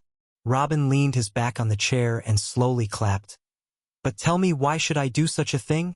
Even though I don't keep up with what's going on outside, I'm well aware of my army's strength. You must be cornered now. Why should I stop and listen when I'm victorious? Tree Father Hoffenheim did not hesitate. You can take 20% of the lands you already conquered to establish your foothold in our world, and with it promise me that your tribe will not be attacked for 50 years. Interesting. Robin nodded several times. And? What do you mean by and? 20% of the lands you control can hold a few human tribes. That's a huge piece of land. That's plus the 50 years of peace in which you can lay a strong foundation for your clan in our world. What more do you want? Robin still completely ignored Tree Father Hoffenheim's indications that he came from another world. Why settle for 20% when I can take everything? Why take your promise not to attack for 50 years seriously when you obviously need 500 plus years to heal from your injuries? I thought you came to be serious, Hoff. But it turns out you still treat me like a newborn. Being younger doesn't mean that I'm easily bullied, hee. And what if I need 500 years to heal? You think my soul strength is all I have? Who do you think has been fighting your army for so long? You're not the only one who has an army. Tree Father Hoffenheim was completely offended. Secondly, this promise extends to the rest of the Tree Fathers as well. I will force them not to attack you for 50 years. You will have absolute peace. Of course, your soul force is a huge factor. First, if your soul force were still the same, you would control the network of the cloned primal souls and make the war dozens of times more difficult than it is. Secondly, with your current soul strength, the cloning process will be very slow or non-existent, which means that the production of new buds has almost stopped. Those who die among your army will be lost for the incoming 500 with no way to replenish them. Yes, I know about the cloning process. Why are you looking at me like that? Haha. It wasn't hard to figure out. Robin laughed loudly and banged on his desk. Leaving that aside, a promise of peace from the Tree Fathers? What does that amount to? You know I've sent only one legion to Tree Father Descartes. You dare say he's not suffering now? Humph. A promise of peace, you say? I really don't know where you come from with such arrogance. Or is that longevity messed with your sanity? And why haven't the rest of the bastards from number 2 to 7 come to ask my forgiveness yet? You! The embodiment of Tree Father Hoffenheim flared up with anger. Bastards from number 2 to 7, he was clearly speaking about the other Tree Fathers. Doesn't this mean that he is the number 1 bastard? When was the last time he faced such abuse? Maybe when it was a little bush shaken by the wind 500,000 years ago. Unexpectedly, the Tree Father didn't react angrily again or raise his voice. He just took a few seconds to calm himself and then came back to stand firmly like a stake after giving a long sigh. But things did not end there. When Robin straightened up to praise his self-control, he found the Tree Father looking at him from above and speaking in a very calm voice. I tried my best, and no one will blame me for using the wizards now. Farewell. Huh? Won't you ask me to say my peace offer? Robin stood up and asked in shock. Isn't the logical sequence of the conversation now for the Tree Father to as, so what do you want to stop the war? Then Robin would have given him a long, wide list of demands which included things like giving him all the secrets they knew or teaching him the primal soul cloning or even the budding technique. No, I am the one who gives offers here and I am the one who takes them away. This is my land and this is my sky. You intruder, you should have honored this opportunity and accepted it. But because you are a low-minded being who only knows how to look under his feet, you did not appreciate it properly. The embodiment of Tree Father Hoffenheim spoke as he was fading into the ground little by little. 7 days. You have 7 days to declare that you have accepted my offer. On the 7th day, if I do not hear of your acceptance of my generous offer, I will destroy your legions one after the other, and perhaps the rest of the human tribes too. Saying the last word, Father Tree Hoffenheim's body has reverted to just ancient roots under the soil, leaving Robin in the tent alone with an absent-minded look trying to understand what just happened. He understands that he is an ancient being and everything, but how can a defeated person have this kind of pride no matter how strong he is or how long he lived? Does longer life increases one's wisdom or make him plain-day stupid? And how can someone who wants to launch an attack inform the opponent of the date and place of launching it a week before? Robin has experienced Tree Father's attacks himself and knows that he is a veteran of leading armies with even very few blank-eyed buds. He's not the kind of fool to put himself in such a position. Is he that sure he'll win? If he had this ability from the beginning, why did he allow his lands to be invaded for 4 years? A full half-hour Robin spent staring at the spot in the ground where Tree Father Hoffenheim disappeared before he finally stood up and got out of his tent. Who is in charge of running the headquarters right now? Robin shouted right after he walked out of the wrecked tent. Swoosh, a few seconds later, a woman who looked to be in her 30s with black hair, wearing glasses, cradling a thick bundle of paper and metal tablets came in. You Excellency, Emily at your command, shall we start repairing and cleaning the Imperial tent now? Robin nodded toward the newcomer. This wasn't the first time he'd seen her. After all the great generals left for the war, management of the hill was handed over to a few trusted individuals at the top of Saghood. Each of them would be given the opportunity to fully manage the hill, logistics, the space portal movements, and communication system for 1 week.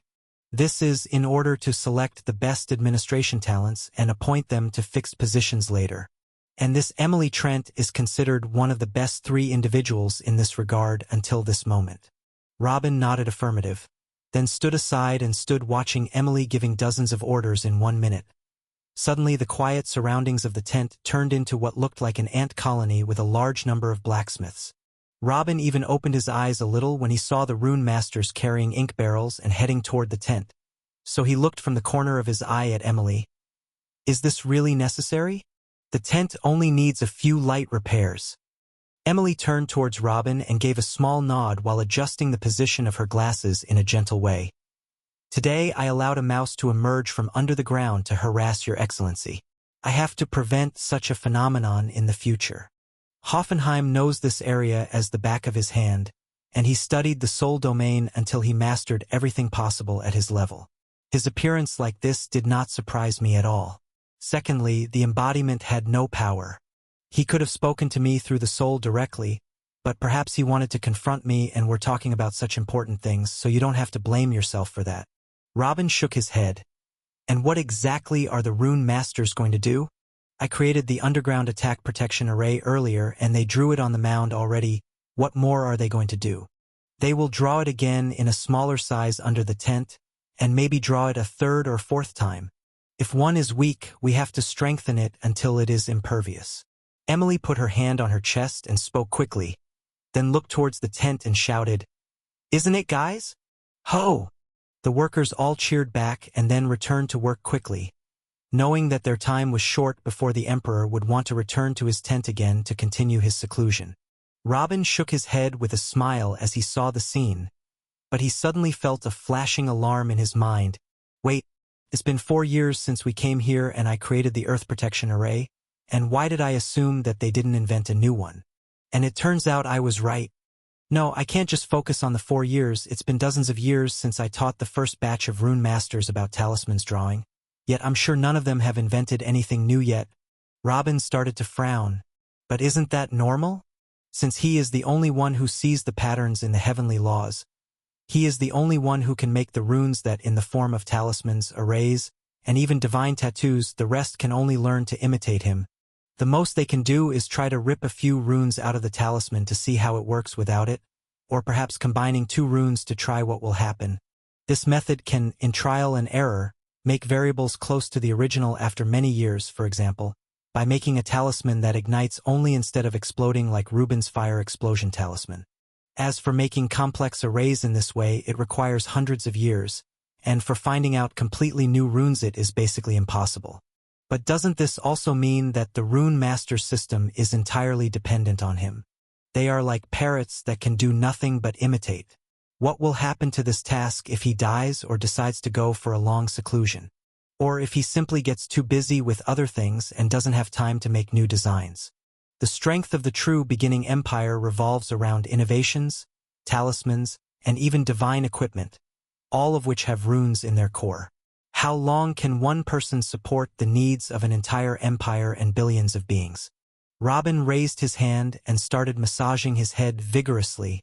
The number of existential problems running through his head suddenly increased by 1.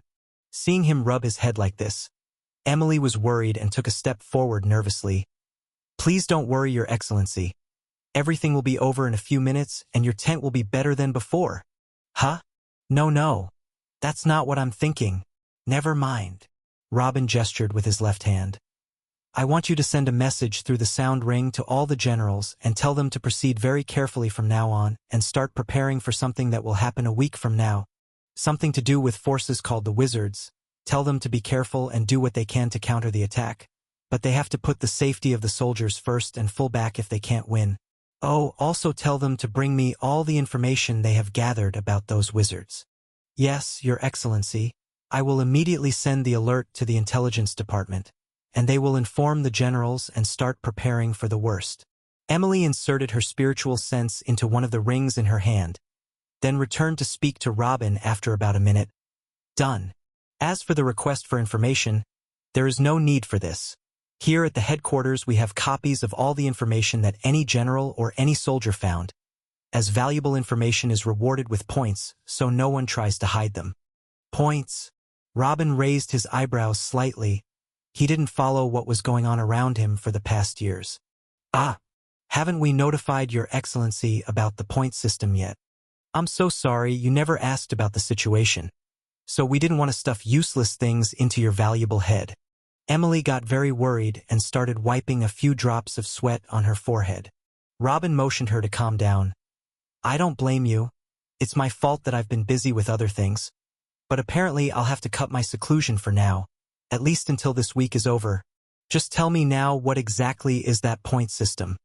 A small smile appeared on Emily's face. She seemed to be glad that her conversation with the Emperor would develop, so she made a slight movement to adjust her glasses and spoke quickly. "On the day of the declaration of war, Your Excellency asked to calculate the soldiers' contributions, but you didn't say how to do it. So the generals intended to use the right of valuable contributions each soldier has made and used that in promotions or exchange for gold, as happens throughout our history. But His Highness Jabba recommended that the calculation be done in the form of points and that those points be used in..." Then Emily continued, explaining all the stages of development that the point system went through in detail until reached its current state. "Jabba again?" Robin raised his head to the sky and sighed.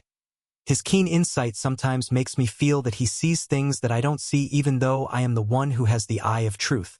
Choosing him that day to be my disciple was not wrong. It is the truth that was blind for not accepting him. What a loss, what a loss. Did you say something, Your Excellency? Robin lowered his head and shook it gently. No.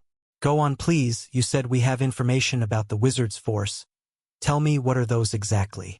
In response to Your Excellency, the information we have now regarding so-called wizards came to us by collecting data from the 4 local human tribes who are currently working with us: the Northern Fury tribe, the Grazing Rats tribe, the Plains tribes, and the Nightbirds tribes. However, the records were far from complete, as each of them consisted only of 1 or 2 clear sentences, while the rest is torn or nowhere to be found. So even after collecting every piece of data we could, the storyline made up is still full of loopholes. Emily responded quickly. How is it possible that the forces Hoffenheim proudly threatened me with are not known? I remember Fugon himself talking about it when I first talked to him. Robin raised his eyebrows slightly. This isn't very strange, Your Excellency. According to their recorded history, the first and last appearance of the wizards was when the mass attack on Father Trifloris occurred about 190,000 years ago. How many accidents can happen to some paper books through all these years? It's surprising that they have any history on the matter at all, and that only shows how important this information is to them. Then she added, more than 190,000 years ago, the human forces choose to attack a tree father and get rid of him in a fast campaign. They father Trifloris, and indeed they dug deep into the domination circle until they almost touched the main body of the tree Tatter. That is when a huge creature appeared out of nowhere.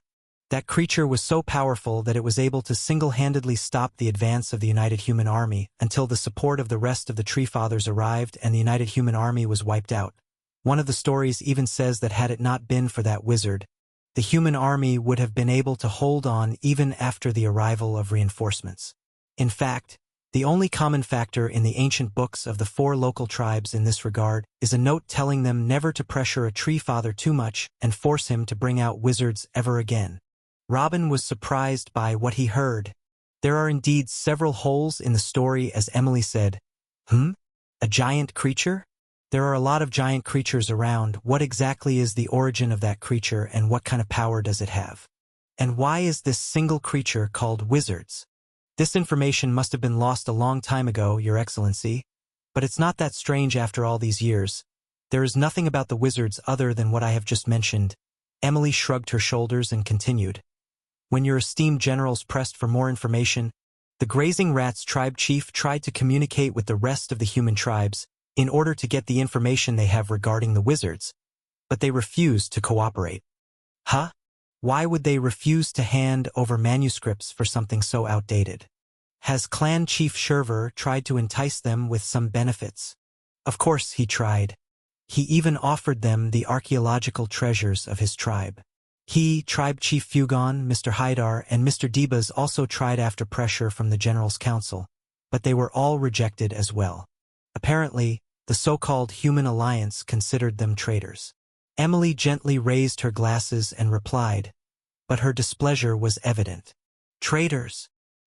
Robin furrowed his eyebrows so tightly that they almost touched. Who did they betray exactly?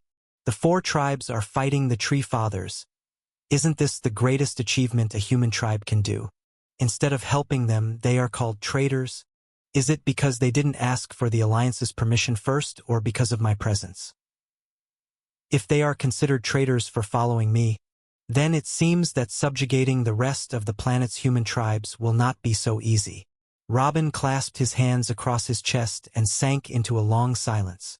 Then, he raised his right hand to place it under his chin and began to mumble, a huge creature of great strength. Should I give the order to unite the legions into one army? No, all the legions have thousands of sages and tens of thousands of saints who work in a high degree of cooperation and possess a very fine balance in terms of the variety of heavenly laws used, as well as arming with divine equipment, single-use talismans, and even attacking divine tattoos. Each legion of the 9 within the Tree Father's sphere of control is an army that can build and defend a stronghold on a foreign planet for a very long time. Even the 11th Legion, represented by the Northern Fury tribe, has their own abilities and history that makes them stand their ground in the face of most adversities. If a single legion cannot stand up to one gigantic beast, then the whole army cannot either. On the contrary, this will only increase the number of casualties. Should I change anything in the orders given to the generals, Your Excellency? Emily waited a few minutes before asking in a low voice. No. Just put more stress on putting the lives of the soldiers first and withdraw immediately if they encounter something they are not capable of. Robin sighed and put his hands behind his back. At your command. I see that something huge might accrue very soon. Please give me permission to return to the headquarters and supervise the communication with the generals and coordinate between them personally. Emily bowed slightly. It's all right. I understand that the headquarters officials are always busy. When Robin's voice entered Emily's ear, she almost stiffened her back to thank him and then turned to leave. But she heard him continue. By the way, take me with you to headquarters. I don't think I will be able to focus on anything during the next week. So I'd like to take the opportunity and see what happened in the Empire over the past years. You want to know everything that happened in the last 4 years? In 1 week? Emily was surprised by her Emperor's words very much, as those events include the wars of planet Nahari and everything that is going on in planet Jura and even the trade with planet Nahari. How many daily events occur on a scale like this? Robin smiled at her response and then signaled her to walk in front of him towards the headquarters. Anxiety will not let him return to his research and training in peace until those wizards show up and know the final result of the battle against them. Also, he doesn't know which legion will be attacked first, so it would be better for him to stay by the side of the space portal to protect it, as there is a high probability that the steep hell might just be the target of the wizards. So the best thing he can think of to get through the next week is to find out what was going on around him. Next week is bound to be a very long one on all sides. The headquarters, a 4-story structure built by divine blacksmiths on top of the steep hill. Its aim is to gather all administrators and logisticians in one place to facilitate coordination between them and find the best solutions for the army. And at the same time they are inside a safe building from external attacks. Even if the steep hill collapsed, the headquarters and those in it will remain fine. Although Robin has seen the headquarters structure from afar several times over the past years, this is the first time he has actually entered it. The building from the outside looks flashy and quiet, but from the inside, it is a beehive. There was not one he saw who did not yell at his colleagues to do something faster, write something down, or even pull his hair maniacally. We're sorry that Your Highness had to see this scene. Emily was hoping at this moment that the earth would split open and swallow her. She is responsible for everything that is inside the headquarters, but it still looks like a circus. Haha! The place looks very lively, and everyone is doing their job perfectly. What are you apologizing for? Just make sure you give them appropriate rewards for their work. Robin laughed loudly as he looked around. It had been a long time since he entered a place full of people like this, and no one cared about him. The busyness of the headquarters staff made them not even have time to look around. But, is there even a place for me here? Of course, Your Excellency. Please come with me to the 3rd floor. With joy and anticipation, Emily motioned Robin towards the stairs, with every passing minute feeling that the rumors of the cold and blood-stained Jura Emperor were completely misplaced. The one who made the decision to become unparalleled in history and remained in seclusion for more than a century to achieve his goal. The one who attacked other kingdoms when he was young because they angered his adopted son. The one who gave orders to kill his blood brother and hang his corpse for weeks because he is suspected of betrayal. The person who brought otherworldly demons and killed tens of millions of people to avenge his family. Each of these, and many more rumors and legends circulating about him throughout planet Jura, can convey Robin's assertive, vengeful, and quick-tempered nature. Well, I guess a person can't be judged if you don't witness what they lived through, thought Emily as she led Robin upstairs, still in a light sweat. After he was taken to the 3rd floor, he was introduced to 3 individuals who specialized in archiving old files and arranging scattered information and news. They can be considered as a kind of short-term historians, and their mission is to provide the generals with a general picture of the state of the empire so that they can take better decisions. After initial panic and apprehension, Robin managed to calm them down and convince them to go back to what they were doing and just bring him their writings in order. And the first thing he checks is the news of a planet Nahari. For years have passed since the trade agreement, or to be more precise, since Robin gained a foothold in planet Nahari again. But to his surprise, there wasn't much to read about the situation there. The trade exchange was initially based on the purchase of high-level herbs in exchange for talismans and equipment of new designs, but since it was discovered that the buds are the best food for the Draco swarm, the agreement was modified to buy types of rare minerals instead. There was also a piece of news about millions of demons migrating from Nahari towards Jura silently over the course of 4 years. Their large numbers forced the elders of the Burton family to stop migration temporarily for fear of depleting the reserves of energy pearls. Other than that, the only other thing mentioned is that the merchants of the Burton family have noticed that violence has spread in the streets of the City of Hope recently in a large way. In every lane, every street, and inside every inn there is an ongoing fight. And often, one of the parties in the fight is a member of the Nahari Giants, and the fight only stops with his death. Robin found this piece of information somehow interesting, but he still ignored it and didn't mention a thing as if he had not read it, and only asked the 3 historians whether he had a visit from one of the Shadow Sword's forces or even a stranger who wanted to see him during the past years, but they all categorically denied this, saying that matters related to the Emperor are dealt with sensitively, and that if something like this happened, he would definitely be notified. But their certainty only made him raise his eyebrows more. Only after a long time did he find himself able to skip the subject and move on to planet Greenland. Greenland is still a new planet in the eyes of those coming from Jura, and all the information about it is either legends from the locals or information about the ongoing war. Among the most important information Robin spotted was a group of divine blacksmiths and rune masters who were assigned to review the gifts Fugon had collected for them that day as an apology, and they were also assigned later to inspect any new item found on the planet to put a price on it. And what Robin found within that information was shocking. All the minerals and elements that have been found on this planet so far are similar to those found in Nahari and even found in Jura as well.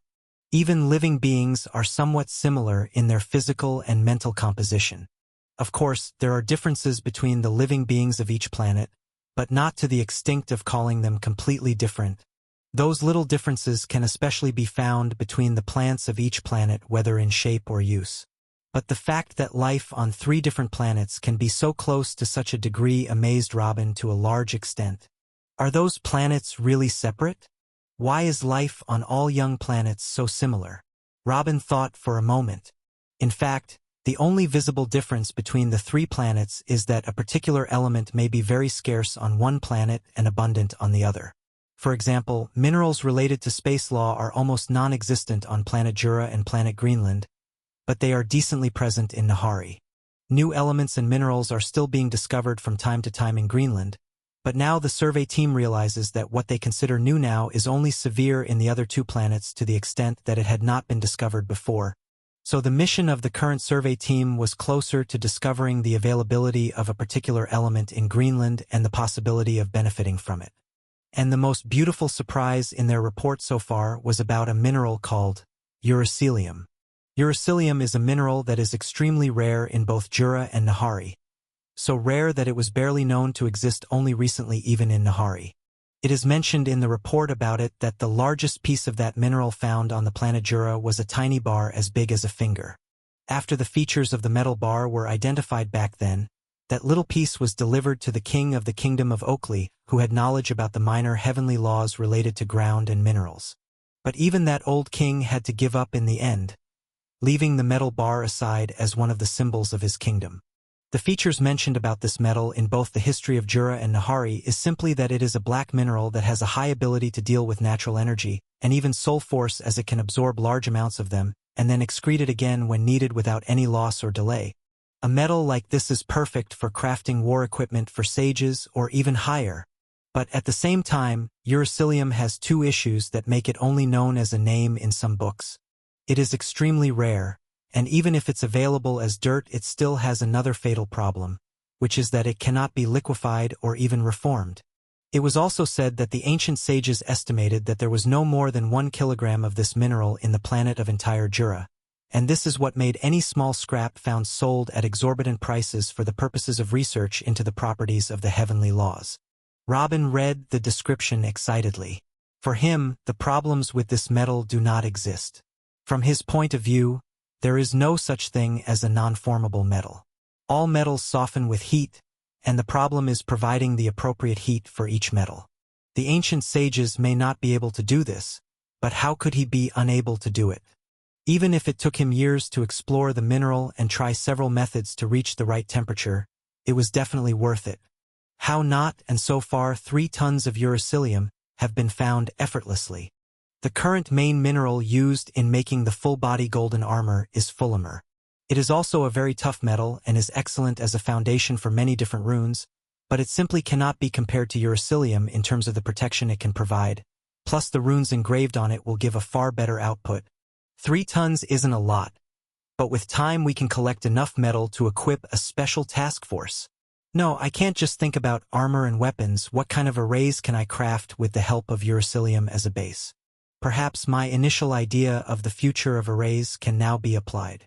Thoughts jogged in Robin's head non-stop. This was the second true harvest from planet Greenland after the bud corpses.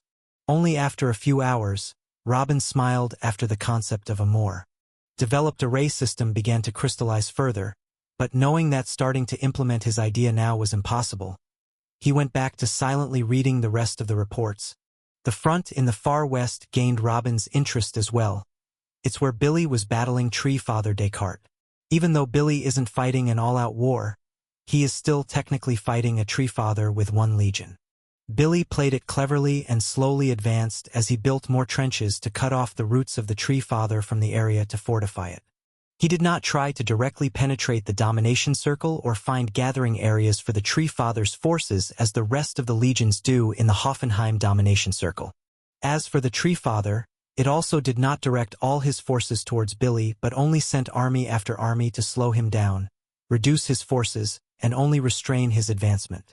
Robin praised the behavior of the 2 parties, as Billy does not have the supplies or soldiers to start a full invasion, and Tree Father Descartes does not want to respond with full force and make Billy call for more support and start a real war. Both sides adhere to restraint to the maximum degree, while giving the other side a room to breathe.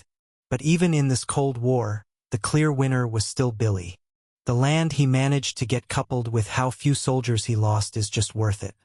Another surprise in the report also is that the Grazing Rats tribe is doing its job as an assistant to the 5th Legion better than they should. They themselves managed to take 1% of the lands of the Tree Father from their side. The report also says that Billy did not touch anything belonging to the Northern Fury tribe, but rather crossed their lands directly towards the other border without any friction, and even after 4 years, not a single soldier was sent to one of the tribe's cities to borrow even a cup of water. If Robin was reading an ancient history of another kingdom, he would say that historians exaggerate the honor of their general, but his personal acquaintance with Billy made him sure that he would do such a thing. The reports also mention the extent of the progress and arrangement of the 9 legions participating in the war against Tree Father Hoffenheim's domination circle. Contrary to what he expected, the 4 half-step emperors did not completely occupy the first 4 positions. The first place is for Alexander. This was expected of an emperor who read and trained from a young age to lead armies. Plus he is known to be the strongest individual currently in the army of the true beginning empire. He certainly personally participates in any location where great losses may occur, and this reduces losses to the lowest degree, so having him as the number 1 general is only logical. But then comes Jabba as sold second. Robin raised his eyebrows upon seeing his disciple's name here. He knows how talented Jabba is and that he is indeed a natural leader, but he does not have much experience in the field of commanding armies, especially in a long-term war like this. Plus he is leading soldiers from another planet that would require much more time to gain their trust. There bound to be issues he faces while trying to command them, but he still somehow took the second place. But perhaps his personal strength played a role as well. After all, Jabba had reached the pinnacle of Dragon Realm strength long ago. He can only use his physical strength to fight against those of a peak-level sage. And if added on top of that his level as a middle-level sage who uses the major heavenly law of gravity. Robin let out a light whistle when he reached that point. Maybe Alexander isn't the strongest individual in the Empire after all. Then in 3rd place comes Elizabeth, and the 4th place goes to Gu Barnett, and then the 5th place is Caesar. Again, Robin did not think that Caesar might be able to compete with those fatalists. The report attributes this high rank to the level 35 strong young man's long experience in previous wars and his good relationship with the soldiers. But this was not his last shock. Sixth place went to General Peon, supported by Deputy General Zara. This legion is actually the slowest among the 9, but its death rate is not worth mentioning, and this is what raised its position to that degree. Then, Victoria Frost came in 7th place. She has the longest penetration distance into the depth, but she also has the highest death rate. Then General Cassia Levon came in 8th place, and General Richardson Frost ranked 9th. Robin had not read these 2 names before, but given the extent of each of them and the number of deaths, Robin can see that they are really 2 excellent generals, but there is no specific aspect that can be described as a specialty for them. Then Robin finished his briefing about the conditions in Greenland by reading about the massive bud storage project. The buds whose bodies are destroyed during the battle due to a fiery explosion, for example, or their bodies get frozen, their remains are collected and sent to be food for the Draco. If the Draco creatures could speak, they would certainly have opened their mouths and thanked the owner of this idea, as it had provided them with rich and abundant food that during the 4 years the number of the Dracos has multiplied several times. The Draco Corps is currently stationed in the lands of the Northern Fury tribe. Sometimes they might be joining General Billy in his campaigns against Treefather Descartes. Otherwise, they do nothing but eat and mate, and this policy is beginning to bear fruit greatly. As for the buds that are neatly killed, keeping their bodies in good condition, these are collected and stored in huge complexes and under strict guard based on Robin's directives, as he had previously requested that some of the buds' corpses be left to search for other interests that could be exploited. But he did not think that such a request would turn into a huge project under the leadership of Jabba. According to the report, the corpses of the buds do not perish under natural conditions. After all, they are designed to live forever as long as they are supplied with life energy and soul force from time to time. Another thing that requires me to search for a long time. Robin put everything aside and Robin rubs his forehead for quite some time. Whenever he sits by himself for a few minutes, he feels that he is falling short on a certain front, or that there is something he should start doing immediately, but where does he get enough time for all of it? The feeling of inadequacy was seriously stifling. In fact, Robin managed to heal his soul in less than 2 years, and for the next 2 years, he was simply completely occupied with strengthening his soul by swallowing more soul from the thundercloud in his soul domain. He also drew himself a 3rd-stage body-strengthening divine tattoo and upgraded the level of the 2 offensive divine tattoos on his body to be the 3rd-stage pure strength divine tattoo and the 3rd-stage space-piercing divine tattoo.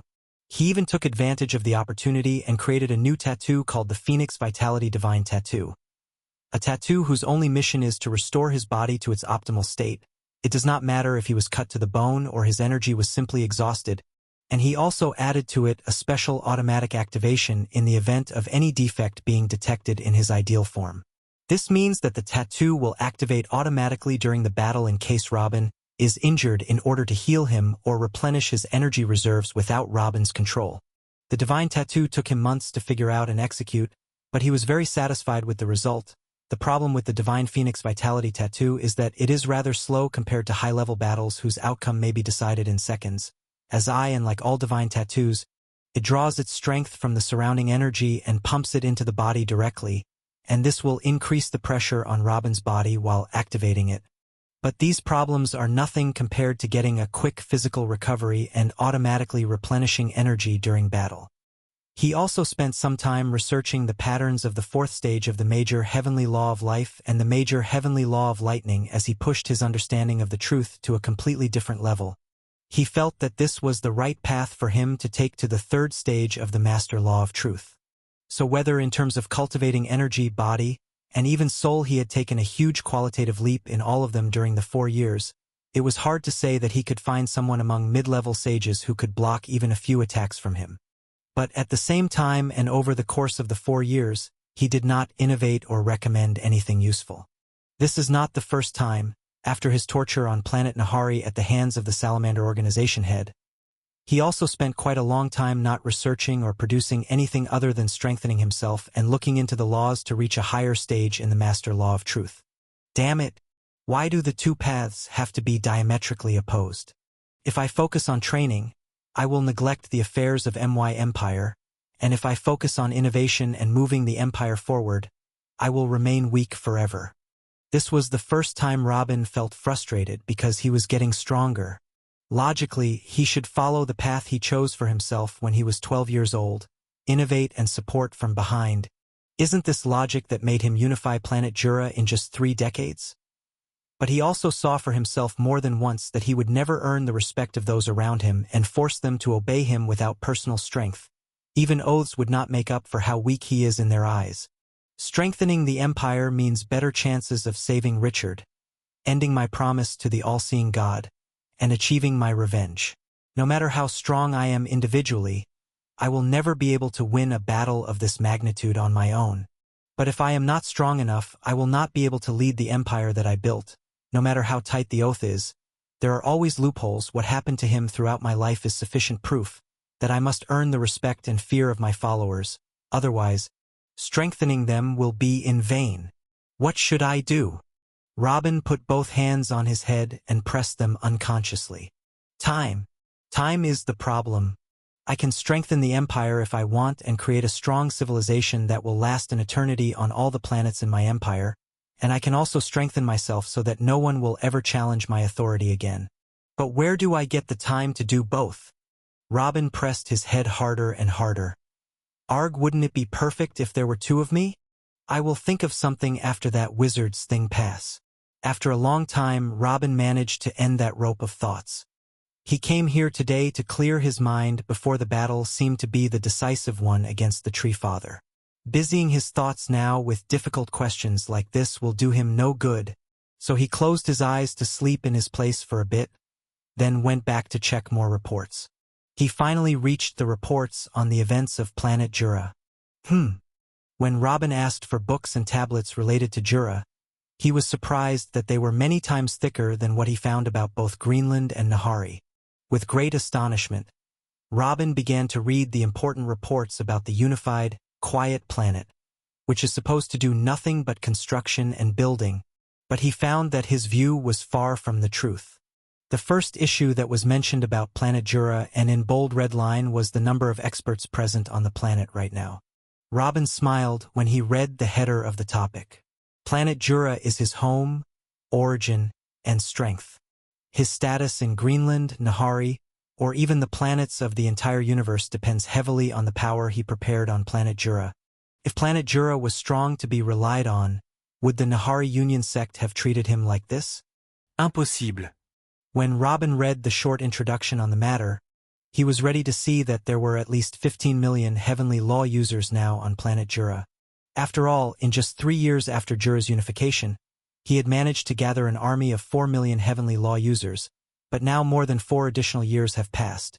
In addition to spreading the cultivation culture to a wider extent and building free cultivation academies in every corner, he will not be shocked even if he reads that the number has reached 30 million users. But the number he read was 2 million heavenly law users. How? Robin's satisfied smile didn't last long, and it didn't take long before Robin got up from his comfortable seat and leaned forward towards his desk, crying out with his eyeballs nearly popping out of their sockets after he saw the total figure. What exactly is going on here? What nonsense is this? Are you sure this information is correct? Energy stones and energy pearls have become more available than food and water. Cultivation technique books and tablets are lying in the streets. The academies have become more in number than coffee shops. I have made the supreme concern of all the officials of the empire to be the strengthening of the people. I have even commanded to set rewards for the rulers who come out with the most law users in their territory. Reuben shouted loudly, startling his 3 assistant historians. Your Excellency, the information is coming from the new main statistical center. The statistical center has a branch in every city and its mission is to provide information about everything that concerns the ruler of the city. Then they pass the information to the main center so that Your Excellency will have a picture of the entire planet. And the center is run by members of the respected Burton family. The error rate in the information does not exceed 1%. The oldest of them said shakingly. When Robin heard this, he slammed his fist on the desk and yelled again. Then what's going on here? 2 million rule users, that's not 10% of my expectations.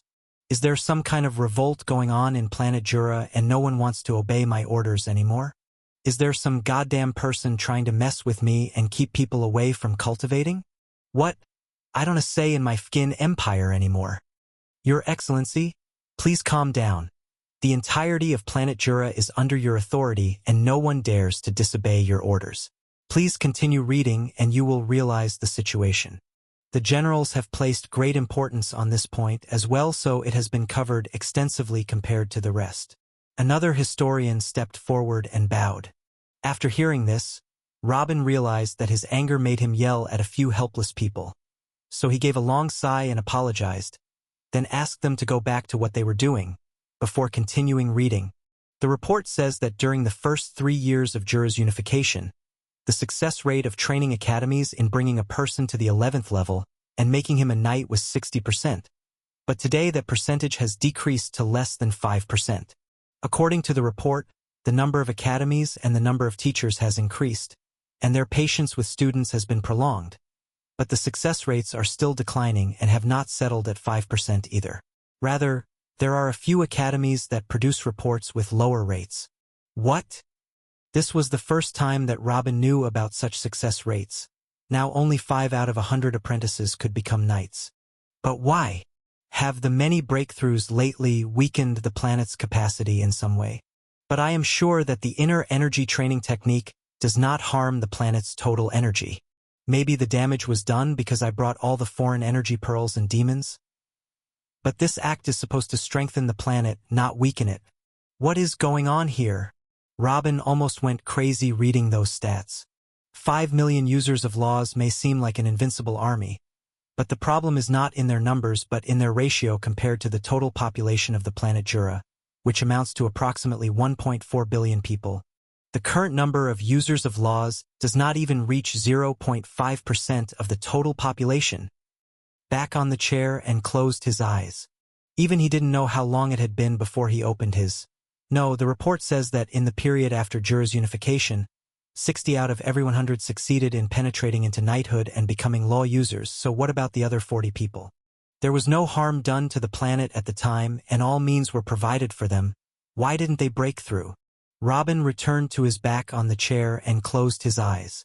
Even he didn't know how long it had been before he opened his eyes and shouted, "Talent!" It's too early to jump to conclusions, however. If this was about innate talent, then it explains a lot. For example, it perfectly explains why in the beginning the success rates were high.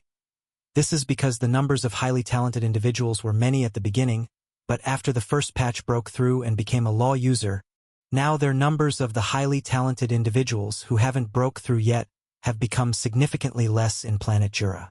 Not everyone has the same percentage of intelligence, and not everyone can draw beautiful pictures and play music. Equally, innate talent in cultivation has a factor even if all other means were provided. Damn it! Robin almost crushed his fist out of frustration. He never tried to teach a person and failed. All he heard was the statistics that he now has such and such soldiers and rune masters, but not one day did he care about those who failed.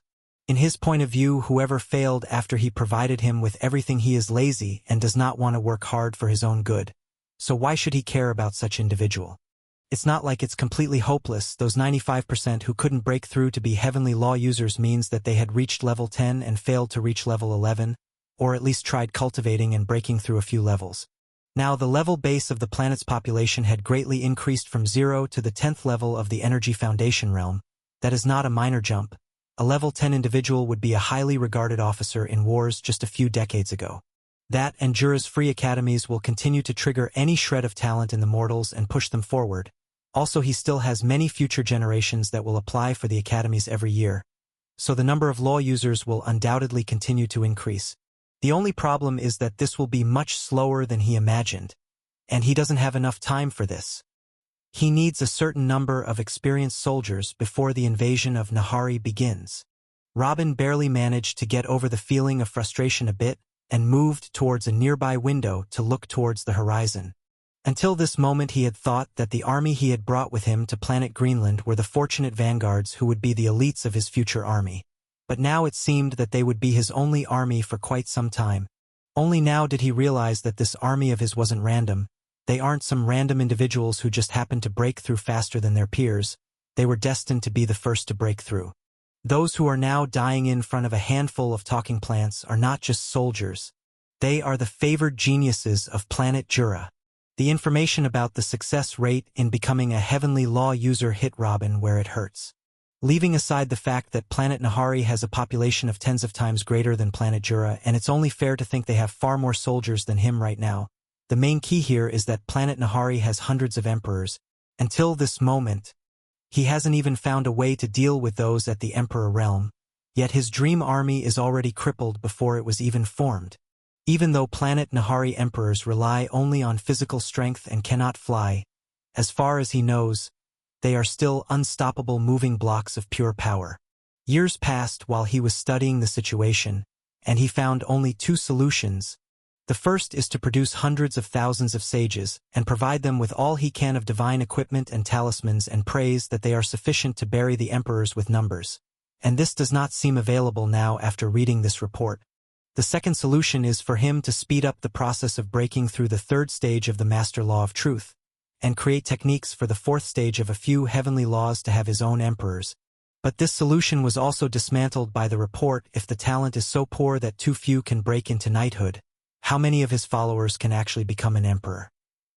Suppose he broke through to the third stage of the Master Law of Truth and was able to collect the fourth degree of all the major heavenly laws that his followers use today. How many of them would become an emperor in the remaining 18 years? Even breaking through to the knighthood realm has a small success rate, so what about breaking through to an emperor's realm? Would he even be able to produce a single emperor before the invasion began? Without emperors and without huge numbers of sages, what would he do in front of the emperors of Nahari? No. What would he do in front of the army of all-seeing godded rival, who came ready to destroy Nahari along with its emperors? I only have the demons left. Robin clenched his hands behind his back and gritted his teeth. Strengthening the demons depends on one thing, which is eating the meat of intelligent beings. As long as they have enough food, they will become stronger in a short period and in large numbers, but feed them until emperors come out of them. Robin ordered the demons' kings to make the farm planet their main source of food for as long as possible, and this meant that they should be careful in hunting and not exterminate the entire indigenous population and let them multiply. The farm planet was not a casual name but an accurate description of the fate of the planet. If I want to get an appropriate number of emperors from them during the remaining few years, I will have to give them the signal to eat everything that can walk or breathe the farm planet. No, this might not be enough either. Robin continued on his train of thoughts. If I want a sufficient number of demon emperors to fight the emperors of Nahari, and the emperors of the all-seeing godded rival will have to bring a considerable number of demons to feed on the human tribes in Greenland, and even ignite a war between the demons and the rest of the races in Nahari right now. The demons in Nahari are not very strong, so the war will end up destroying most of them. But whoever survives will be strong enough to... OMG! What am I thinking? Robin raised his hands from behind his back and pressed them on his head from both sides forcefully. Ardich, is this the fate of the road that I chose for myself? From someone who wants to help people with his inventions to someone who plans to destroy 3 worlds. Damn it all. Robin kept looking through the window with a distracted mind and a twisted face. The 3 historians came more than once to check on him, but he did not pay any attention to them. It was not known how many hours or even how many days Robin had spent standing like this until finally he closed his eyes and sighed and returned to his seat with apparent helplessness. Everything collapsed. He now only has 2 options with no third in sight. The first was for him to continue his initial plans of trying to produce more emperors and sages before the invasion began, praying to the heavens day and night and leaving the final outcome to luck. The second was to give orders to the demons to start the bloodshed. This order would make him one of the worst tyrants in history, no, perhaps even in all the young planets. He wouldn't find a single evildoer that could rival him. After giving that order, he wouldn't even have the right to pretend that he still had my boundaries and principles. After that order, even the devils would disown him. After several more hours, Robin lifted a random book in front of him and began to read again, perhaps to deviate from this topic a little. What this book talks about was the new conflict between the commoners and the nobles on the planet Jura after everyone was equal in terms of resources and training techniques. Commoners say that the system of nobles is no longer useful since everyone is now equal, and that a new system of government must be put in place that gives everyone the right to own and manage lands. But the noble families defend their historical status with great fanaticism and do not accept any words on this point. Even the Burton family rule the ancestral continent with an iron fist. Many small-scale battles have been fought because of this, but the noble families always prevail. For some reason, the success rate of breaking into knighthood is considerably higher on the side of the noble families. This is why they say Emperor Robin's revolution didn't cause any damage to the nobles but in fact made them stronger than ever. And this is precisely what makes the noble system endure relevant even today, by using the power of the noble families to subdue the commoners. But the report says that everyone in the upper class of society now fears the day when the power of the commoners becomes greater, aside, and returned to his wanderings. He initially tried to distract himself a little, but as he was reading his since they are more numerous, if this continues then an internal rebellion might erupt that ends in a devastating war throughout planet Jura. At this point, Robin stopped reading, threw the report aside, and returned to his wanderings. He initially tried to distract himself a little, but as he was reading his mind kept thinking about the fateful decision he now has to make. This was not the right time to read about anything else. Your Excellency, Your Excellency. At this moment, Emily entered the historian's room with obvious panic. The wizard's attack on the 10th Legion has begun. What? Has it been a week already? Robin rose from his seat and exclaimed in shock. Prepare my armor at once and get your fastest mount. I'll head for the 10th Legion. Yes. Emily faltered a bit, but then turned around and started running towards the door again. But suddenly it stopped. She looked behind her again at Robin slowly with eyes full of horror. I have new report. The 10th Legion has been destroyed. 500 fate of the 10th Legion. On a high boulder in the southern area of Hoffenheim's domination circle. General, what did the headquarters say? A high-level sage took a step and spoke in a hesitant voice. So, are there any survivors? General? There were at least 30 other people on that rock, surrounded on all sides by hundreds of thousands of soldiers. And yet apart from their short questions, if a needle fell, everyone would hear it. All eyes were directed towards one person. A huge figure over 3 meters tall, light blue in color, wearing golden armor covering his entire body. Only the helmet was out of place, showing his strong, sharp features and his long braided hair. The rest were also wearing their full armor. There was not a single tent around, and there was even heavy dust still hanging in the air from the road they came from. The whole legion stopped in the middle of the road after hearing the terrible news that the 10th Legion had been destroyed and that everyone had to stop in their places and wait for more commands. A few minutes passed after that message, but it seemed like a few months for those high-level officers. Those are the officers and advisors Jabba selected personally and gathered around him over the course of 4 years, and yet they can't even control their breathing. And the reason? This was because their legion, the 6th Legion, was currently closest to the ill-fated 10th Legion. The paths of the legions were not distributed according to their numbers. The numbers were chosen according to the position of the general in the Empire of True Beginning. For example, the 5 Continental Elders took the first 5 numbers, then Robin's only disciple came, then his adopted sons, and so on. But after that, each general chose the path he would take according to several factors, and luck dropped Jabba and his soldiers in the southern region next to the 10th Legion. Has anyone noticed that the color of the sky has changed slightly? The usual light green has become lighter. It is a bit of a mixture of green and gray now. The natural energy in the atmosphere has become noticeably lighter as well. It seemed as if Jabba could not hear anything around him as he looked toward the horizon. What? All the officers around Jabba started to look around and try to activate the absolute atmosphere energy cultivation technique. Soon they all found that he was right. Does this have anything to do with the destruction of the 10th Legion? Oh, my heavens! What do we do now? What do we do now? General, give orders to retreat. We have to leave immediately. Heh! Unfortunately, we can't. Jabba shook his head and finally took his eyes off the horizon and turned back to look at his officers. The headquarters has given orders to the rest of the other legions to withdraw immediately, but we have different orders. We will remain where we are and strengthen our defenses. Silence returned to everyone again, but this time not because they were waiting for their general's words, but because of the shock. What? What the hell can we do to stand up to something that crushed the 10th Legion in a few minutes? Is this a joke? What's going on? Are those at headquarters sitting on their heads instead of on their butts? That's not a force we can withstand. It's somehow changed the damn world. Jabba raised both hands to calm everyone down. The 10th Legion was not annihilated as you think. Reports say that when the battle began, a huge creature appeared out of nowhere. That creature ignored the attacks of the sages and started running around the formation, killing whoever found it in its path until it completely destroyed the formation within a few minutes.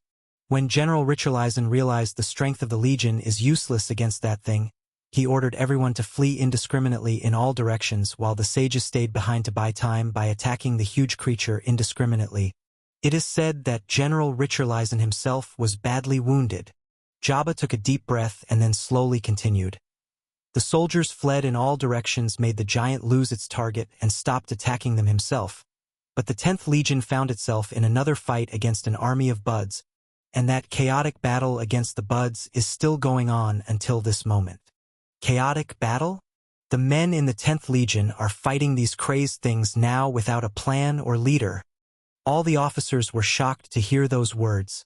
Human soldiers, no matter how strong they are still human beings in the end. They need food, rest, support, coordination, and so on. This is the main key to victory. This is the main key to survive. A chaotic battle against millions of buds means certain annihilation of the 10th Legion if no miracle happens. The 10th Legion has fallen into a trap like this, and they are being killed like sheep as we speak, and the headquarters has given orders to everyone to retreat while we hold our ground. What exactly is going on? Yeah, we have to go support the 10th Legion. Shut up. We go and die with them. They are our brothers. Damn. Quiet. Jabba suddenly shouted, silenced everyone, and then continued without waiting for anyone to reply. The soldiers of the 10th Legion told headquarters that they saw that giant creature coming towards us with a large number of buds, so we have to stay and prepare. If we try to flee now, the Tree Father will know our exact location and we will be attacked from behind. If that thing really came and attacked us unprepared, we will be exterminated, and if we try to disperse, we will fall into the chaotic battle trap and our soldiers will be hunted down and exterminated. Then, as he looked at the 370,000 soldiers that he was in charge of and continued, and you don't need to worry about the fate of the 10th Legion. After that huge creature left and took half of the Bud troops with it, the pressure on them became significantly less.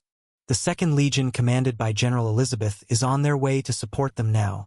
As soon as the 2nd Legion arrives at the battlefield, they will save whoever is left of them. You have to worry about just yourselves now. That giant will be here in 2 hours. Whoever has a suggestion about getting ready to say it, and doesn't have a suggestion, then shut the hell up. A few officers unconsciously took a step back, fear evident in their eyes. Suggestion? Suggestion to do what? If they stood still, the giant would tear them apart, and if they ran away randomly, they would fall into a trap no less dangerous. Calm down, everyone. I'm here, Jabba shouted again when he saw the spirits crashing to the ground, then took out a huge golden hammer from his space ring. I swear to you, I will die first before I allow that thing to get past me. Secondly, His Excellency is coming towards us as we speak. All the officers opened their eyes a little upon hearing this, and some of them gasped with a smile. But they soon looked down at the ground again and shook their heads. Were their general's words supposed to reassure them in some way? Jabba may be strong, but he is still just a sage, and His Excellency is not even a sage.